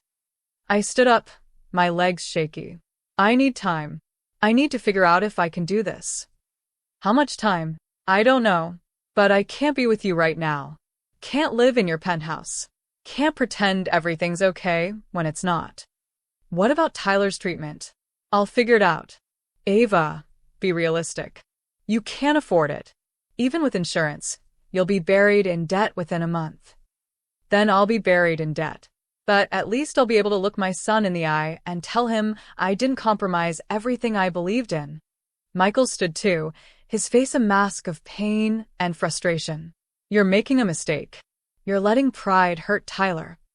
No. I'm letting consequences catch up to choices I never should have made. I grabbed my purse. I'll have Tyler's things moved back to my apartment. Please don't contact me unless it's about work. Ava, please. Don't do this. We can figure this out. But I was already walking away, my vision blurred with tears, my heart breaking with every step. The next week was hell. I moved back to my apartment with Tyler, who cried because he missed his big room and Michael and the view. I tried to explain that sometimes grown-ups make mistakes and have to fix them, but how do you explain moral complexity to a 7-year-old? The medical bills started piling up immediately. Michael had stopped paying them, respecting my wishes even though it was destroying me financially. I picked up extra shifts at a different restaurant, begged Ron to take me back part-time at Carmelo's. He did, looking at me with pity I couldn't stand. Tyler's treatment continued, but I could see the strain in Dr. Patel's face every time she reviewed our account balance. Ms. Bennett, we need to discuss payment options. I'm working on it. The hospital can't continue this level of care without payment. I'm sorry, but that's policy. I was drowning, working 16-hour days, barely seeing Tyler, watching our bank account drain to nothing, and all the while knowing that one phone call to Michael would fix everything. But I couldn't make that call. Couldn't go back. Because if I did, it would mean admitting that principles didn't matter. That I was willing to compromise anything for money. Tyler got sicker. The stress of the move, the change in routine, my constant absence, it all took a toll. His counts dropped. His energy plummeted. And I sat by his hospital bed at night, holding his hand, wondering if my pride was killing him. My phone rang constantly. Michael calling. Giorgio calling. Sophia calling. I ignored them all, until the hospital administrator called me into her office. "Ms. Bennett, I'm afraid we need to discuss transitioning Tyler to a different facility. One more suited to your payment capabilities." My blood ran cold. "You're kicking him out?" "We're suggesting a transfer to a county hospital where the cost structure is more manageable for your financial situation. The county hospital doesn't have the specialists he needs. They don't have his treatment protocol. I understand this is difficult, but we've been more than accommodating. You've accumulated over $50,000 in unpaid bills in the last 2 weeks. We simply can't continue." I sat there, feeling my world collapse. Tyler was going to lose his doctors, his treatment, his chance at survival, because I was too stubborn to accept help from a man who operated in gray areas. "Give me 48 hours, I said. Please. Let me figure something out." She looked at me with sympathy. 48 hours. "But Ms. Bennett, after that, we'll have to proceed with the transfer." I left her office and sat in my car in the parking garage, the same garage where the journalist had approached me weeks ago. Everything had fallen apart so fast. 1 month ago, I was falling in love, believing in a future, watching Tyler get better. Now I was alone, broke, and watching my son slip away because I couldn't stomach the source of his salvation. My phone rang. Michael again. This time, I answered. "Ava." His voice was rough, desperate. "Thank God. Are you okay? Is Tyler okay?" "No. "We're not okay. Nothing's okay." I was crying now, couldn't stop. "The hospital's transferring him. I can't pay. I've tried everything, and I can't keep him here. Let me help. Please." This isn't about us. This is about Tyler. I can't keep taking your money. I can't keep compromising." "What compromise? What principle is worth your son's life?" Michael's voice was fierce. "Ava, I love you. I love Tyler. And I'm begging you to let me help him. Whatever issues we have, whatever problems exist between us, they don't matter right now. Only Tyler matters. If I say yes, if I let you pay his bills again, what does that make me?" "It makes you a mother who put her child first." "There's no shame in that." I sat there in my car, everything I'd believed about myself crumbling. I'd thought I was strong, principled, better than people who made compromises. But I'd been arrogant, naive, stupid. "Okay," I whispered. "Help him. Please. I'm on my way to the hospital right now. I'll take care of everything." "Michael, I'm so sorry. For everything. For judging you. For being self-righteous when I was just scared." "You have nothing to apologize for. You were trying to do the right thing. That matters, even when it doesn't work out." He paused. "Ava, I need you to understand something. I would give up everything, every dollar, every business deal, every piece of my empire, to keep Tyler alive and keep you in my life. The money doesn't matter. You matter. He matters. Everything else is just noise." I cried harder because I believed him, and because I'd almost lost everything that mattered, chasing a version of morality that didn't account for the real world's messy complexity. Michael arrived at the hospital 20 minutes later, walked straight to the administrator's office, and within an hour, Tyler's account was cleared and his treatment was secured. He found me in Tyler's room, where my son was sleeping peacefully, unaware of how close he'd come to losing everything. "It's done," Michael said quietly. "He's staying here. Full treatment protocol continues." "Thank you. I don't know how to thank you enough." "You don't have to thank me. You just have to let me be part of your life. Both your lives. However you're comfortable with." He sat down beside me. "Ava, I know you're struggling with who I am and what I do. I can't change my past. Can't undo choices I've made. But I can promise you that moving forward, I'll be better. More careful. More honest. Whatever you need me to be. I need you to be yourself. That's all. I was wrong to ask for something impossible. Wrong to judge you for surviving in a world that's rigged against people like us." I took his hand. "I don't know what this looks like going forward. Don't know if I can live in your penthouse or be okay with all the gray areas. But I know I love you. And I know Tyler needs you. And maybe that's enough to build something real on. Michael pulled me close, holding me like I might disappear. It's enough. It's more than enough. We sat there in Tyler's hospital room, holding each other while our son slept, and I let myself believe again. Let myself hope that maybe love was enough to bridge impossible gaps. That maybe imperfect people could build something beautiful out of messy, complicated circumstances. I was done running from reality. Done pretending there were easy answers or clear moral lines. The world was gray, Michael was gray, and I was learning to live in that grayness without losing myself completely. It wasn't perfect, but it was real. And real was better than the fantasy I'd been chasing. Tyler's treatment continued successfully over the next month. I moved back into Michael's penthouse, not because I was completely comfortable, but because it made practical sense and Tyler was happy there. Michael and I rebuilt slowly, carefully, learning how to trust each other again. But the outside world wasn't done testing us. Councilman Davis's opposition to Michael's waterfront project had intensified publicly, even though I now knew about the private arrangements. The press was eating it up. Protests were being organized. And Michael was stuck between his public image and the private reality of how business actually worked. I need to make a decision, Michael said one night after Tyler was asleep. Pull the project entirely or push through despite the public backlash. What do you want to do? Honestly, I want to walk away. The headache isn't worth it anymore. But if I back down now, it sets a precedent. Shows weakness. Other developments I have planned will face the same opposition. He rubbed his face tiredly. There's no good option. What if you brought the community into the process? Really brought them in not just for show, made them part of the planning. That could work. It would slow everything down, cost more money, but the end result might be better. He looked at me with something like wonder. You're good at this. Seeing solutions I miss because I'm too close to it. That's what you pay me for. I don't pay you for that. You do that because you care. He pulled me close. I don't deserve you, Ava Bennett. Probably not. But you're stuck with me anyway. Things were good. Better than good. Tyler was responding well to treatment. Michael was making an effort to be more transparent with me. I was learning to accept the complexity of his world without losing myself in it. Then Sophia called at 3 a.m. Ava, I need your help. It's about Michael. I sat up immediately, heart pounding. What happened? He's in trouble. Real trouble.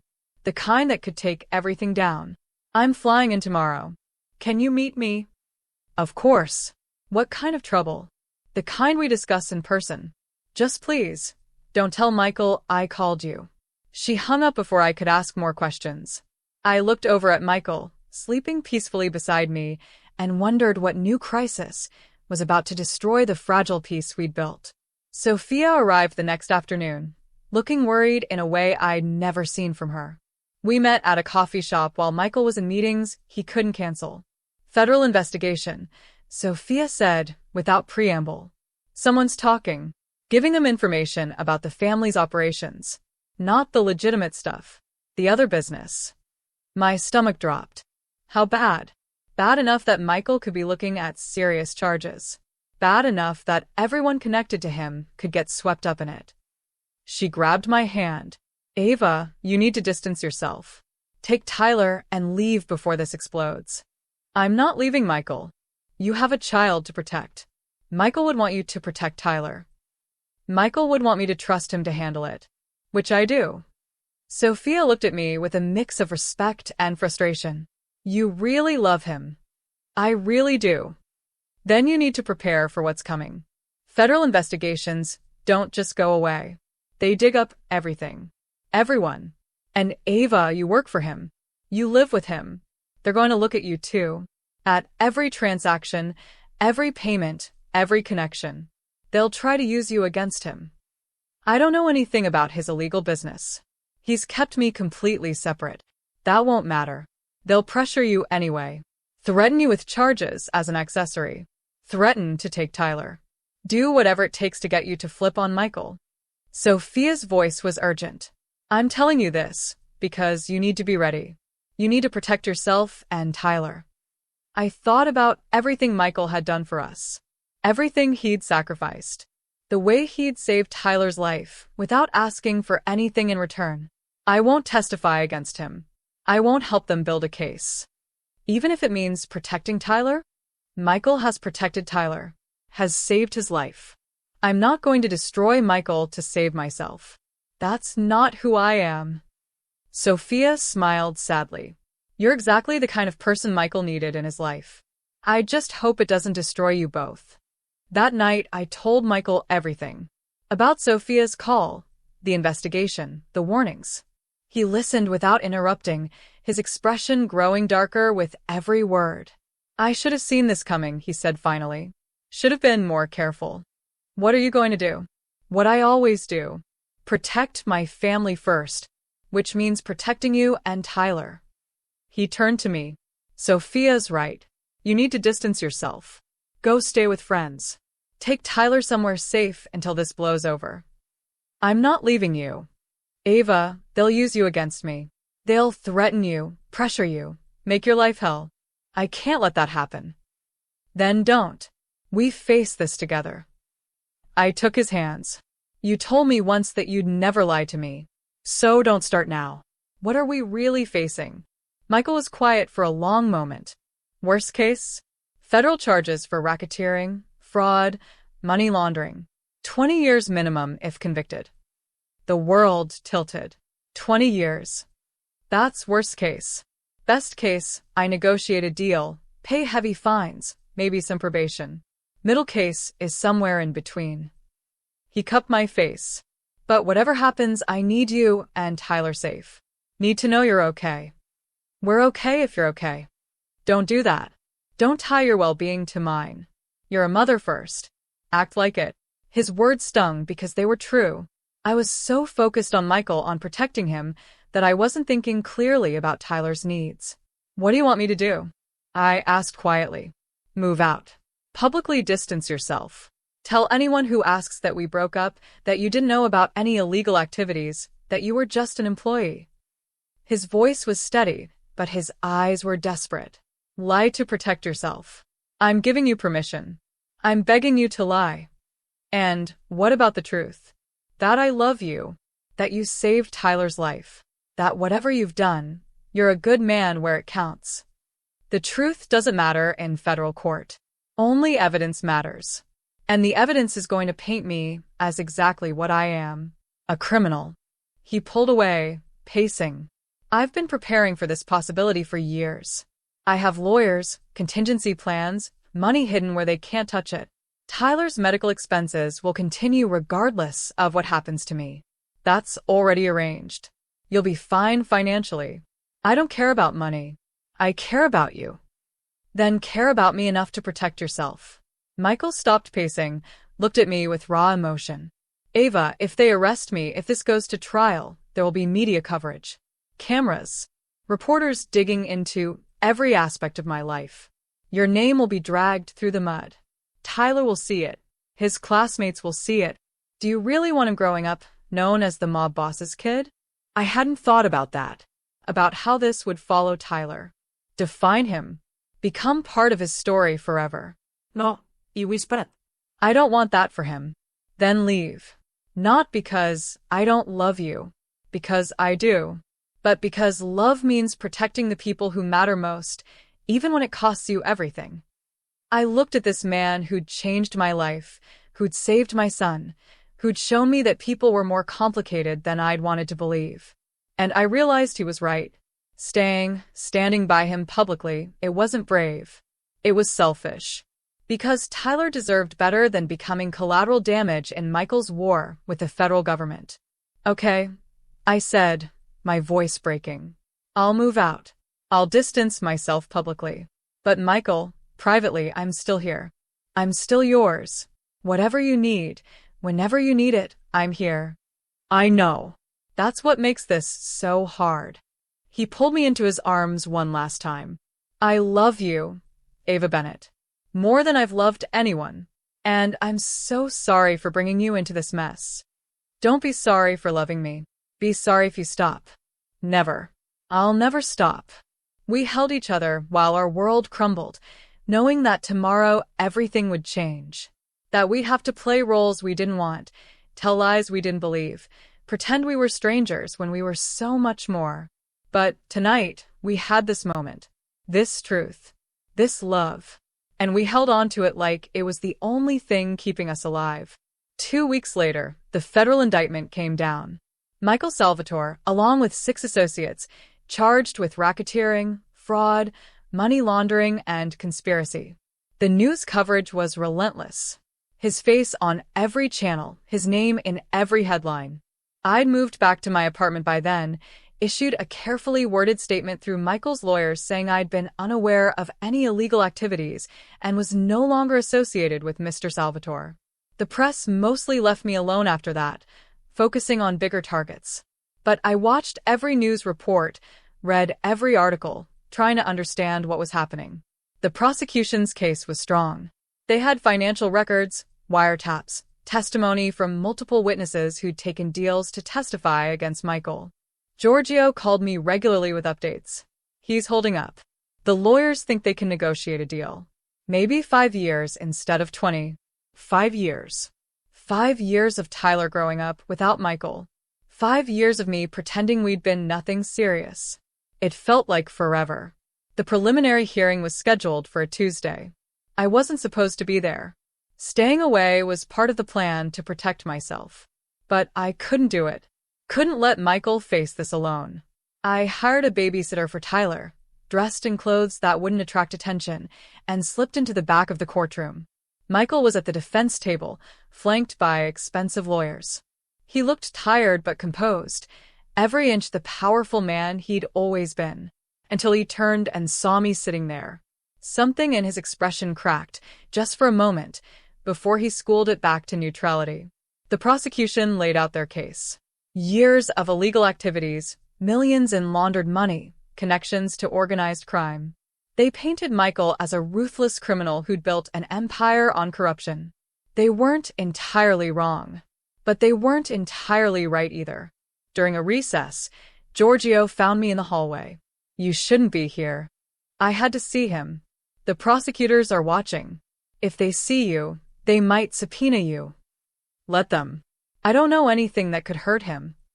Giorgio looked at me sadly. "That's not how this works. They'll ask questions designed to trap you, make you look like you knew more than you did, make you choose between perjury and betraying Michael. Then I'll take the fifth." "Ava, you have Tyler to think about." "I'm thinking about him. I'm thinking that I want him to grow up knowing his mother stood by someone she loved when it mattered. That loyalty means something. That love means something." Before Giorgio could respond, Michael appeared, his lawyers trailing behind him, looking annoyed that he'd slipped away. "What are you doing here?" he asked quietly. "Supporting you. I told you to stay away." "You told me a lot of things. Doesn't mean I have to listen." I reached out and took his hand, not caring who saw. "How are you holding up?" "Better now that you're here." He squeezed my hand. "But Giorgio's right. You being here could make things worse." "I don't care." Care. "Ava, please. Go home. Take care of Tyler. Let me handle this." One of his lawyers cleared his throat. "Mr. Salvatore, we need to discuss something. Privately." Michael looked torn between wanting me to stay and knowing I should go. Finally, he said, "I'll call you tonight. Promise." Promise. I left the courthouse, but I didn't go home. Instead, I sat in my car and made a decision that would change everything. I called Detective Sarah Mitchell. Or rather, I called the number that had contacted me weeks ago claiming to be her. A man answered. "Hello. This is Ava Bennett. Someone called me from this number claiming to be a detective investigating Michael Salvatore." There was a pause. "Ms. Bennett, I'm Agent Harrison, FBI. We've been hoping you'd reach out. I want to make a deal." "What kind of deal?" "Information in exchange for immunity for Michael. And before you say it's not possible, hear me out. I know things about Councilman Davis, about bribes and corruption at the city level. Things that have nothing to do with Michael's current charges, but everything to do with how this city really works." "We're listening." "Not over the phone. And not without guarantees in writing that anything I tell you can't be used against Michael in the current prosecution. Agent Harrison was quiet for a long moment. That's a very specific request, Ms. Bennett. What exactly do you think you know? Enough to make your careers. Enough to take down people who make Michael look like a small-time operator. But only if Michael walks on the current charges. That's not how this works. We don't trade one criminal for another. Then you don't get what I have. Your choice. I hung up, my hands shaking. I had no idea if what I'd just done was brilliant or catastrophically stupid. But I couldn't sit back and watch Michael go to prison for 20 years when the real corruption in this city went much deeper than his organization. 2 hours later, my phone rang. Unknown number. Ms. Bennett, this is Agent Harrison. We'd like to meet. Discuss the parameters of your offer. Tomorrow, 1 p.m., public place of my choosing. And I bring a lawyer. Agreed. I called Michael's lawyer, explained what I'd done. She was silent for a long moment, then said, "This is either incredibly brave or incredibly stupid. Possibly both. But if you have real information, it might work. I'll be there tomorrow." That night, Michael called as promised. The lawyers think they can negotiate down to 8 years if I plead guilty to some of the charges. Don't take the deal. Ava, 8 years is better than 20. Don't take the deal yet. Give me 48 hours. What are you planning? Something that will either save you or destroy me. Possibly both. I took a breath. Michael, do you trust me? With my life. Then trust me now. Don't sign anything. Don't agree to anything. Just wait. Ava, what did you do? What you taught me. I found leverage. Now I'm using it. He was quiet for a long moment. You're talking to the feds. I'm talking to someone who might be able to help. That's all I'm saying over the phone. Christ, Ava. If they're recording this, if they use you against me, they won't. Because I made sure of it. Just trust me. Please. I trust you. I just don't trust them. Neither do I.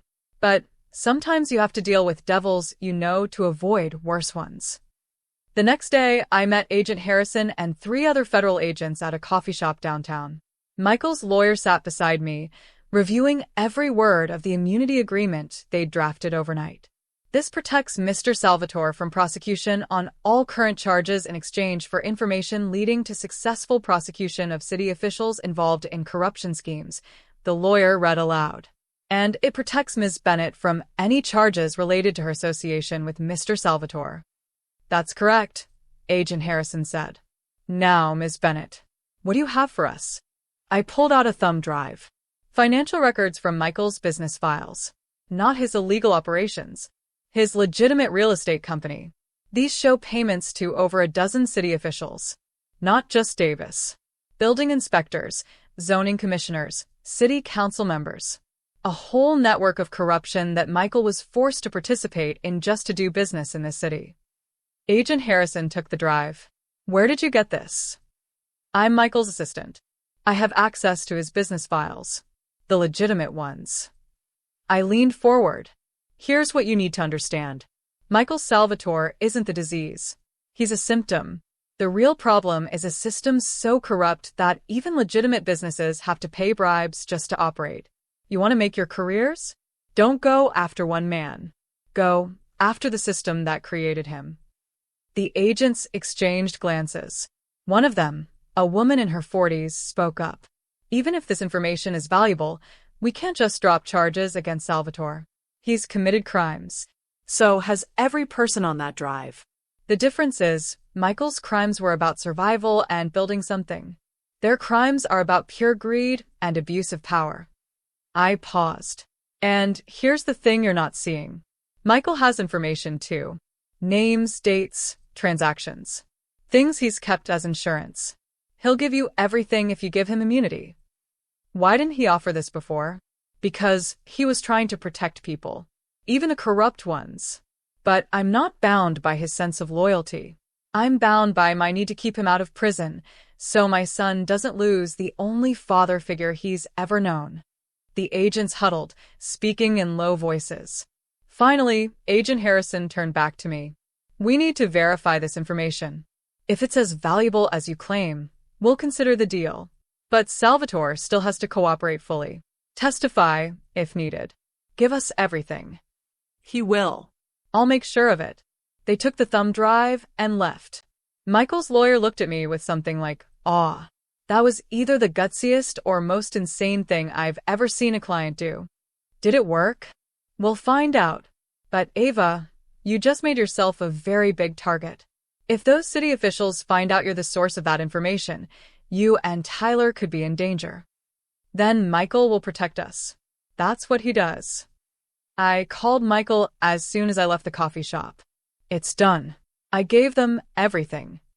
Ava, what did you do? I gave them a bigger fish. Multiple bigger fish. In exchange for dropping charges against you. I took a breath. Michael, I accessed your files. The legitimate business files. The ones showing all the bribes you've paid to city officials over the years. I gave them to the FBI. Silence on the other end. Long, heavy silence. You stole from me, he said finally, his voice flat. I saved you. You had no right to access those files. No right to make that decision. You were going to prison for 20 years. I had every right. Those files could implicate other people. Good people who were just trying to survive the same system I was. You just threw them under the bus to save me. I hadn't thought about that. About the collateral damage my decision might cause. Michael, I'm sorry. I just wanted to help. By betraying my trust? By going behind my back. His voice was cold now, colder than I'd ever heard it. Ava, I love you. But you just crossed a line. You made a choice that affects dozens of lives without consulting me. That's not love. That's control. I was trying to save you. I didn't ask to be saved. Not like this. He took a shaky breath. I need time to think. To figure out what this means. For us. For everyone. Michael, please don't do this. You did this. You made this choice. Now we both have to live with the consequences. He hung up. I sat in my car, the phone still pressed to my ear, and realized I'd made a terrible mistake. I'd been so focused on keeping Michael out of prison that I hadn't considered the cost. The people who might get caught in the crossfire. The trust I'd broken by going through his files without permission. I'd become exactly what I'd accused him of being. Someone who made great choices and justified them as necessary. The next week was agony. Michael wouldn't take my calls. Giorgio said he was meeting with lawyers constantly, doing damage control, trying to protect the people my information might hurt. The FBI was investigating every name on that drive, bringing people in for questioning. And I sat at home with Tyler, watching my son get better while the man who'd saved him wouldn't speak to me. Then, a breakthrough. Agent Harrison called. Ms. Bennett, the information you provided has been verified. We're moving forward with charges against 8 city officials, including Councilman Davis. In exchange, we're dropping all charges against Michael Salvatore. Relief flooded through me. He's free? He's free. Though I should warn you, he's not happy about how this played out. He's been very vocal about the collateral damage. I know. But he's free. That's what matters. Is it? Because from where I'm standing, you just burned a lot of bridges to save one man. Agent Harrison hung up, and I sat there wondering if he was right. If I'd sacrificed too much for a relationship that might already be over. That evening, there was a knock on my door. I opened it to find Michael standing there, looking exhausted and conflicted. Can we talk? He asked quietly. I let him in. We sat in my small living room, the space that had always felt too small for him, and stared at each other. You saved me, he said finally. The charges are dropped. I'm free. I heard. You also destroyed the lives of 8 people who were just trying to make it in a corrupt system. Good people. People with families. I know. I'm sorry. Are you? Because you got what you wanted. I'm free. We can be together. Isn't that what matters? His tone was bitter, and it cut deep. Michael, I made a choice. Maybe it was wrong. Maybe I should have consulted you first. But I couldn't watch you go to prison for 20 years. I couldn't let Tyler lose you. So yes, I made a great choice. I did exactly what you've been doing your whole life. And now you're judging me for it. That's different. How? How is it different? Because I never claimed to be better than what I am. You did. You judged me for operating in gray areas, for making compromises, for doing what was necessary. And then the first time it mattered, you did exactly the same thing. His voice rose. You want to know what's really wrong here? It's not that you made a gray choice. It's that you're a hypocrite. The word hit like a slap. But he was right. I had judged him, had acted superior, had pretended I was different, better. You're right, I said quietly. I am a hypocrite. I judged you for things I ended up doing myself. And I'm sorry for that. But Michael, I'm not sorry for saving you. I'd make the same choice again if I had to. Even knowing the cost? Even knowing the cost. Because I love you. And love means making impossible choices and living with the consequences. He looked at me for a long moment, his gray eyes softer now. You really mean that? I really do. Then I need to tell you something. Something I should have told you a long time ago. He took my hands. Those 8 officials you exposed? They're not good people, Ava. They're not innocent victims of a corrupt system.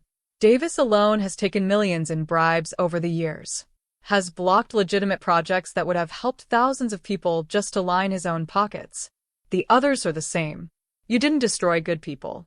You exposed corruption that's been destroying this city for decades. Why didn't you tell me that before? Because I wanted you to make the choice for the right reasons. To choose me because you loved me, not because I convinced you the targets were bad people. He smiled slightly. But you chose me anyway, despite thinking you were hurting innocents. That's real love, Ava. Messy, complicated, imperfect love. Tears were streaming down my face. So you're not mad? I'm furious. You went behind my back, stole my files, made a deal without consulting me. I'm absolutely furious. He pulled me close. But I also love you more than I've ever loved anyone.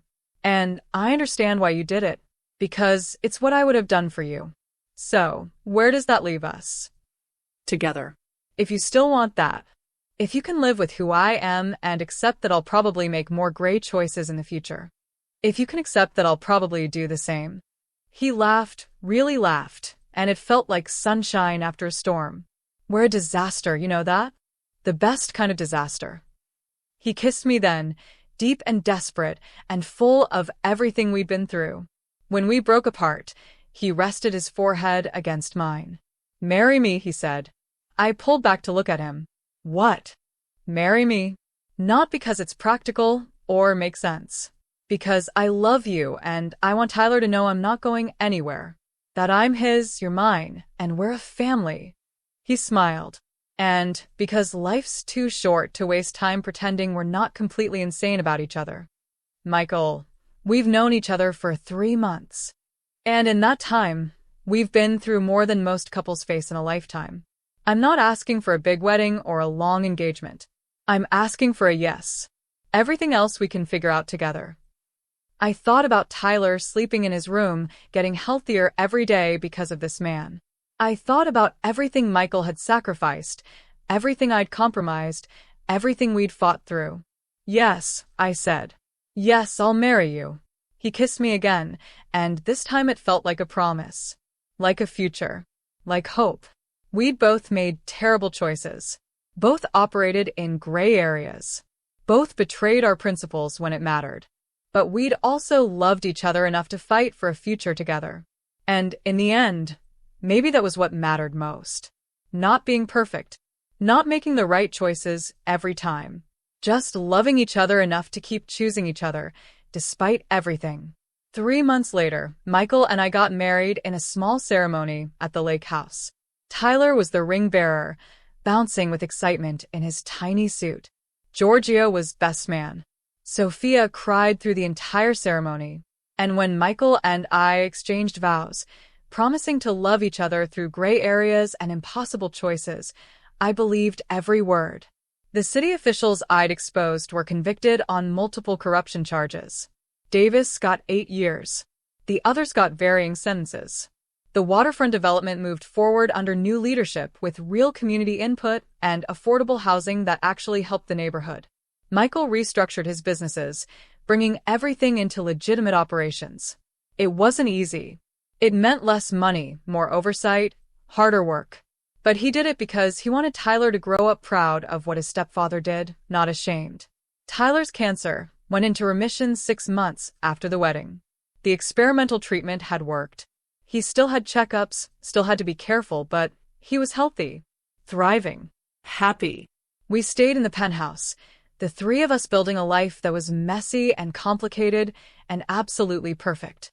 Michael coached Tyler's Little League team. I went back to school part-time, studying business management. We had family dinners with Giorgio and Sophia, celebrated holidays, built traditions. It wasn't the life I'd imagined when I was serving coffee and barely making rent. It was better, more real, more honest about its imperfections. One evening, about a year after the wedding, I found Michael on the balcony looking out at the city. Tyler was asleep, the apartment was quiet, and the city lights sparkled like stars below us. "What are you thinking about?" I asked, wrapping my arms around him from behind. "How lucky I am. How close I came to losing everything." He turned to face me. "Ava, I never thanked you properly. For what you did. For saving me." "You don't need to thank me. I'd do it again in a heartbeat." "I know. That's what makes you dangerous." He smiled. "And perfect. And everything I never knew I needed. We're a team now. For better or worse. Though mostly worse, let's be honest." He laughed. "Mostly worse. But some pretty great better moments too. Like right now. Exactly like right now." We stood there holding each other, two imperfect people who'd found something perfect in their imperfection. Who'd learned that love wasn't about making the right choices. It was about making choices together and living with the consequences as a team. My phone buzzed. A text from Tyler's doctor. "Checkup results are in. Everything looks great. Tyler's counts are perfect. See you in 6 months." I showed Michael the message and watched his face transform with relief and joy. Even a year later, even with remission, we both worried. Probably always would. "He's going to be okay," Michael said softly. Yeah, he is. "We all are." And for the first time in years, I believed it. Believed in happy endings and second chances, and the possibility that broken people could build something beautiful together. We went inside and checked on Tyler, found him sleeping peacefully with dinosaur books scattered around his bed. Michael picked them up carefully, setting them on the nightstand, and kissed our son's forehead. "Love you, buddy," he whispered. He knows, I said. "He tells everyone you're his dad." "I am his dad. Biology doesn't matter. Love matters." We went to bed that night wrapped around each other, grateful for everything we'd survived, everything we'd built, everything we still had to look forward to. The next morning, I woke to Tyler jumping on our bed, full of energy and life. "Mom." "Michael, it's Saturday. Can we go to the lake house? Please?" Michael groaned dramatically. "It's 7 a.m., buddy." "But it's Saturday. Lake house Saturday." I laughed, pulling Tyler between us for a hug. "All right, lake house it is. But first, breakfast." "I'll make pancakes," Michael offered, already climbing out of bed. "Dinosaur pancakes?" Tyler asked hopefully. Would I make any other kind?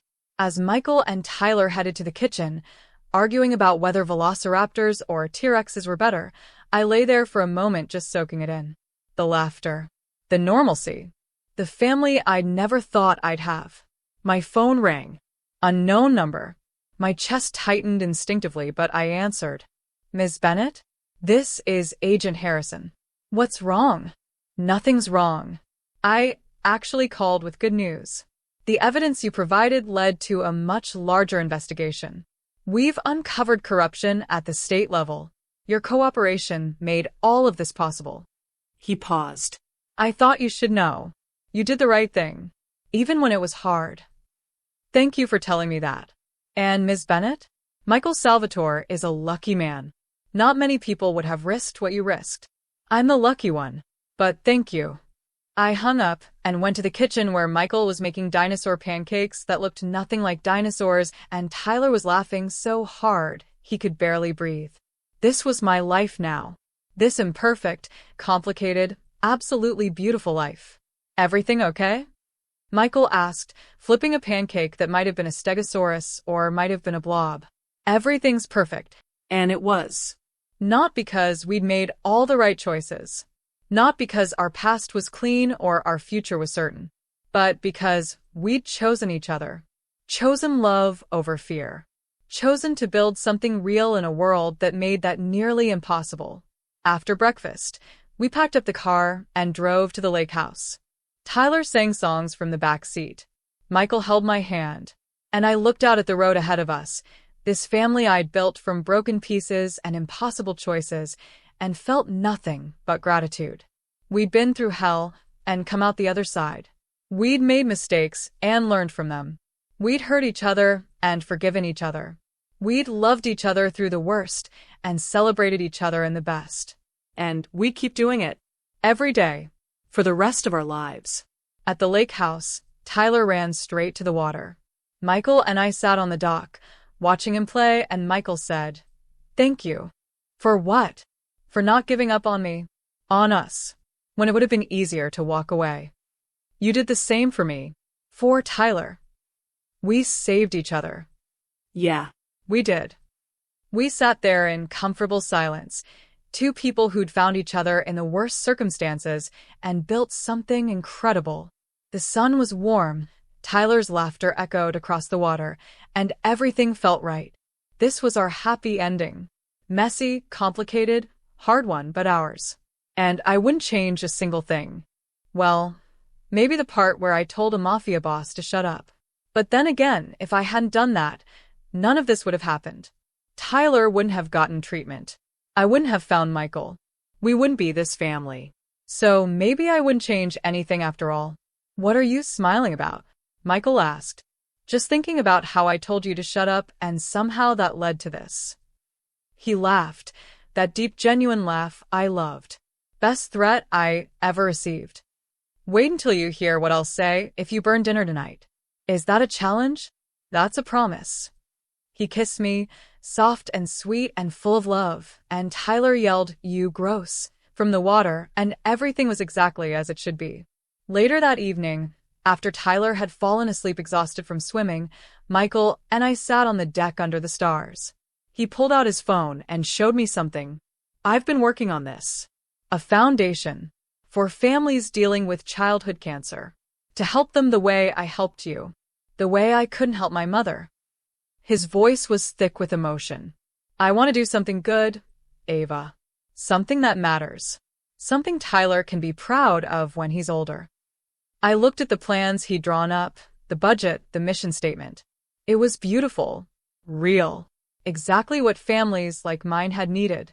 It's perfect, I whispered. You're perfect. I'm not perfect.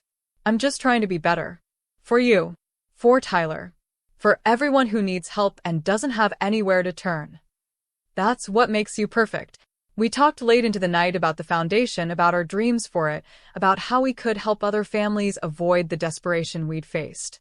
And I realized this was Michael's redemption. Not turning himself in or confessing past crimes, but using his resources to make a real difference. I love you, I said as we finally headed to bed. I love you too. More than I ever thought I could love anyone. Even though I'm stubborn and judgmental and told you to shut up. Especially because of those things. We fell asleep wrapped around each other, and I dreamed of the future. Of Tyler growing up healthy and strong. Of the foundation helping thousands of families. Of growing old with Michael and looking back on this crazy, impossible love story we'd written together. When I woke up, Michael was already awake, watching me with those gray eyes that had once seemed so cold but now held nothing but warmth. Good morning, Mrs. Salvatore. Good morning, Mr. Salvatore. Ready for another day of chaos? With you? Always. And that was the truth. I was ready for anything as long as we faced it together. As long as we kept choosing each other. As long as love was enough. Because love was enough. It had to be. And for us, it was. If you enjoyed this story, please hit that like button and subscribe to the channel. Share it with someone who needs to hear that love can bloom in the most unexpected places. Drop a comment telling me what you thought. Did Michael and Ava make the right choices? Would you have done the same? And stick around, because there are more stories coming. More impossible love, more difficult choices, more proof that sometimes the worst moments lead to the best outcomes. Thank you for being here, for listening, for believing that even broken people deserve happy endings. Until next time, remember, sometimes telling someone to shut up is exactly what they need to hear. And sometimes the most dangerous man in the room is exactly who you need to save you. See you in the next story.